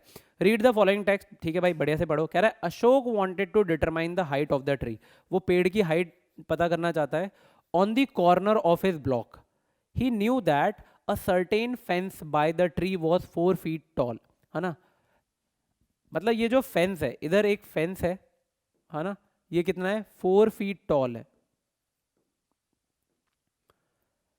He knew that a certain fence the tree was 4 feet tall. At 3 p.m. he measured the shadow of the fence to be 2.5. 3 बजे इसकी जो परछाई आई है वो कितनी आई है, 2.5 फीट आई है। ठीक है, then he measured the tree shadow to be 11.3। अब ये पेड़ है ना, ये हमारा क्या है, फेंस बोला है ना इसे, और ये है हमारा पेड़। पेड़ की जो शेडो है वो है 11.3 मीटर। ठीक है, किस टाइम पे, सेम 3 बजे की ही बात हो रही है। ये डायग्राम है, इसका रफ डायग्राम मैंने यहाँ पे बना लिया।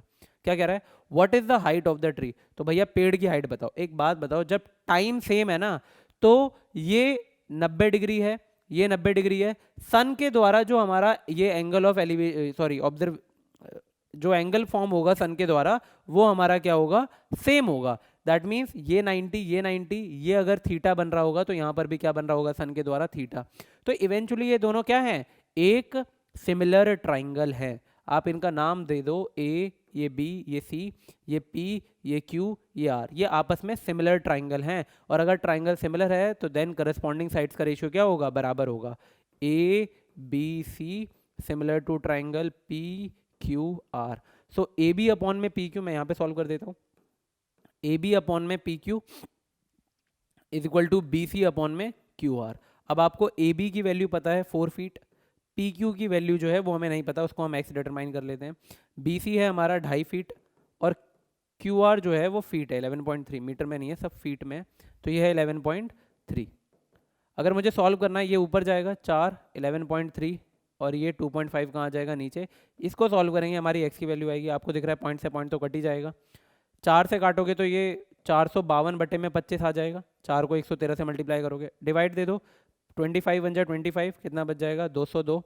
25 अट्ठे 200 होता है, फिर 0, तो 18.08 फीट जो है वो हमारी क्या हो जाएगी, लेंथ हो जाएगी, किसकी, हमारे पेड़ की। ठीक है, तो सिंपल सा क्वेश्चन था।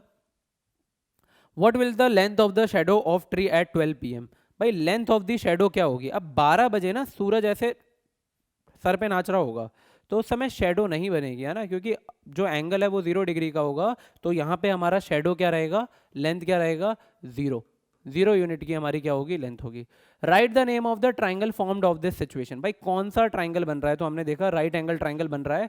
What will be the length of the wall at 12 PM, दोनों का ही आंसर क्या हो जाएगा, 0 हो जाएगा। मतलब इसमें तो आ जाएगा राइट ट्राइंगल, और यहाँ पे क्या आंसर आ जाएगा हमारा, 0। ठीक है, तो एक बेसिक सा सिंपल सा क्वेश्चन था जिसमें ज़्यादा कुछ खास करने की जरूरत हमें थी नहीं। एक और आ जाते हैं, ये हमारा ट्राइंगल बेस्ड क्वेश्चन है, देखते हैं क्या कह रहा है। Read the following text carefully and answer the question of the that follows the figure in the, है ना, ये आपको टेबल का दिया हुआ है, टेबल का ऊपर इस तरह से रिलेशन दिया हुआ है। क्या कह रहा है, legs of the table are represented by line segment A B C D intersecting out join this. ठीक है, पैरेलल बोला हुआ है, ओ बी ओ डी की वैल्यू दे रखी है। Prove that triangle O A C similar to triangle O B D. अब यहाँ पे क्या बोला है, पैरेलल है। अगर ये पैरेलल है तो ऑब्वियसली ये लाइन इसके पैरेलल है, तो ये काट रही है, तो ये एंगल इसके बराबर होगा, ये एंगल इसके बराबर होगा, वर्टिकल अपोजिट एंगल हो गया, तो ये दोनों ट्राइंगल हमारे क्या हो जाएंगे, सिमिलर हो जाएंगे बाय एंगल एंगल क्राइटेरिया। ठीक है, तो पहला क्वेश्चन आसानी से हो जाएगा। प्रूव दैट, शायद मेरे ख्याल से यहाँ पे वो साइड का रेशियो पूछ रहा है। ठीक है, यहाँ पे साइड का रेशियो पूछ रहा है कि अगर ट्राइंगल सिमिलर है तो भैया ओ डी अपॉन में O C equal to O A upon में O B equal to B D upon में ए सी, है ना, करस्पॉन्डिंग साइड्स के रेशियो बराबर हो जाएंगे, वो भी आप आसानी से लिख दोगे। Observe the figure and find the value of x, find the length of O C. देखो अगर ये सिमिलर है, कौन से ट्राइंगल सिमिलर होगा, O D B similar to triangle O C A, तो हम बोल सकते हैं ओ डी अपॉन में O C is equal to B D, B D की जरूरत पड़ेगी नहीं, हम बोल सकते हैं ओ बी अपॉन में ओ ए। सही बात है, करस्पॉन्डिंग साइड का रेशियो बराबर होगा। अब ओ डी हमें कितना है, एक्स प्लस थ्री, ओ सी कितना है तुम्हारा 3x प्लस 19, ओ बी कितना है तुम्हारा x, और ओ ए कितना है 3x प्लस 4। क्रॉस मल्टीप्लाई करोगे तो x प्लस थ्री मल्टीप्लाई में 3x प्लस 4, और ये हो जाएगा x इंटू में 3x प्लस 19। ठीक है, x को 3x से मल्टीप्लाई करोगे 3x स्क्वायर, ये हो जाएगा 4x, ये हो जाएगा 3 3 9x, और ये 3 4 12, ये हो जाएगा 3x square plus 19x। 3x square cancel out हो गया, 9 और 4 13x, प्लस का 19x इधर आएगा तो माइनस का 19x, और प्लस का 12 को मैं इधर ले आऊँ तो माइनस का 12। 13 में से 9 जाएगा तो कितना हो जाएगा, 6 हो जाएगा, माइनस का 6x इक्वल टू माइनस का 12, यानी x की वैल्यू कितनी आ गई हमारी 2। तो हमसे क्या पूछ रहा था, OC की लेंथ बताओ, तो भैया OC है तो x की वैल्यू कितनी आई है हमारी 2, तो 2 3 जा 6, 19 एंड 6 कितना हो जाएगा 25। तो सिंपल सा क्वेश्चन था ये भी, आप आसानी से आई होप कर सकते थे। ठीक है, इसके सारे हो गए। लास्ट क्वेश्चन है हमारा सेक्शन ई का, 4 नंबर का एक क्वेश्चन है, इसको भी देख लेते हैं क्या है फटाफट। रीड आपको बास्केटबॉल और सॉकर के बारे में बताया गया है कि दोनों गेम्स हैं, स्पेरिकल बॉल से खेला जाता है। इवन दो जो बास्केटबॉल दोनों ही ड्रिबल करते हैं, बास्केटबॉल हाथ से इस्तेमाल होता है, सॉकर जो है भाई फुटबॉल है तो आप ऑब्वियसली पाँव से इस्तेमाल कर रहे हो। उससे रिलेटेड ये क्वाड्रेटिक पॉलिनोमियल में हमें रिलेशन दिया हुआ है, ये दिखाई दे रहा है, ये आपको है ना एक ऐसा ग्राफ सा बनाया हुआ है, देखते ही पता चल रहा है क्या बन रहा है। क्वेश्चन पे ध्यान देते हैं क्या कह रहा है, which type the shape of the path trace is shown given figure, है ना भाई कैसा पाथ है ये, तो आपको पता है ये अपवर्ड डायरेक्शन में है, तो ये क्या है पैराबोला है। क्या है ये हमारा पैराबोला है। इसमें ए जो होता है वो पॉजिटिव होता है, या फिर ए जो होता है वो ग्रेटर देन क्या होता है 0 होता है। पूछ क्या रहा है, पहला बता दिया हमने parabola, why the graph of parabola open upward, तो सिंपली ए जो है वो ग्रेटर देन क्या है 0। यहाँ पे आप बोल दोगे कि भैया ए जो है 0 से बड़ा है, इसलिए ये कहाँ होता है ऊपर की ओर ओपन होता है। In the below graph how many zeros are there, कितने जीरोज हैं भाई, ये एक्स एक्सिस को कितनी बार कट कर रहा है 1 2 3, तो इसके जीरोज कितने हो जाएंगे हमारे 3 हो जाएंगे। What is the condition of the graph of parabola to open downward, downward होने के लिए मैंने अभी बताया अगर ए लेस देन 0 है, अगर ए ग्रेटर देन 0 है तो अपवर्ड की ओर होगा, और अगर ए लेस देन 0 है तो वो डाउनवर्ड यानी नीचे की ओर ओपन होगा। ठीक है, तो ये हमारे 4 नंबर के 3 क्वेश्चन थे, यहाँ पे हमारा ये क्वेश्चन पेपर जो है सॉल्व हो जाता है। बहुत अच्छे क्वेश्चन थे, कुछ सिंपल क्वेश्चन भी है, थोड़े से मॉडरेट लेवल के लिए, कुछ क्वेश्चन में वो PQ वाला थोड़ा सा टफ भी था। तो ऐसा ही पेपर आपको देखने को मिलता है, पेपर या तो लेंदी होगा या तो कैलकुलेटिव होगा। ठीक है, तो एग्जामिनर इस पर्पज से ही बनाता है कि या तो आपका वो टाइम वेस्ट कराए बहुत सारी चीज़ें पूछ के, या हल्का सा ट्विस्ट डाल दे क्वेश्चन में ताकि आप टाइम टेकिंग जाए और ज़्यादा ज़्यादा टाइम वेस्ट हो। ये कहीं ना कहीं पेपर को कोई इस तरह से सेट किया जाता है। तो आई होप आपको ये पेपर करने में मज़ा आया होगा, और बहुत सारी चीज़ें आपकी रिवाइज हो गई होंगी इस चीज़ से। ठीक है, एक बार आप इसे ध्यान से इस क्वेश्चंस को देखें, इन सॉल्यूशंस को समझें। आज के लिए इतना ही, मिलते हैं नेक्स्ट टाइम नेक्स्ट क्लास में।